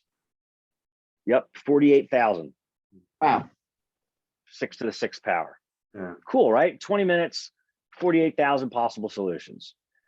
And what's cool about it is it let us get real creative in divergent thinking without being clouded up by the rest of the solution. And now they've got something they could do anytime they got a design challenge at the brainstorming step, whether I'm giving them the chart, they make the chart, they get a partial chart, whatever it is, there's something you can do and award points for, right? So that is the morph chart demo lesson for brainstorming.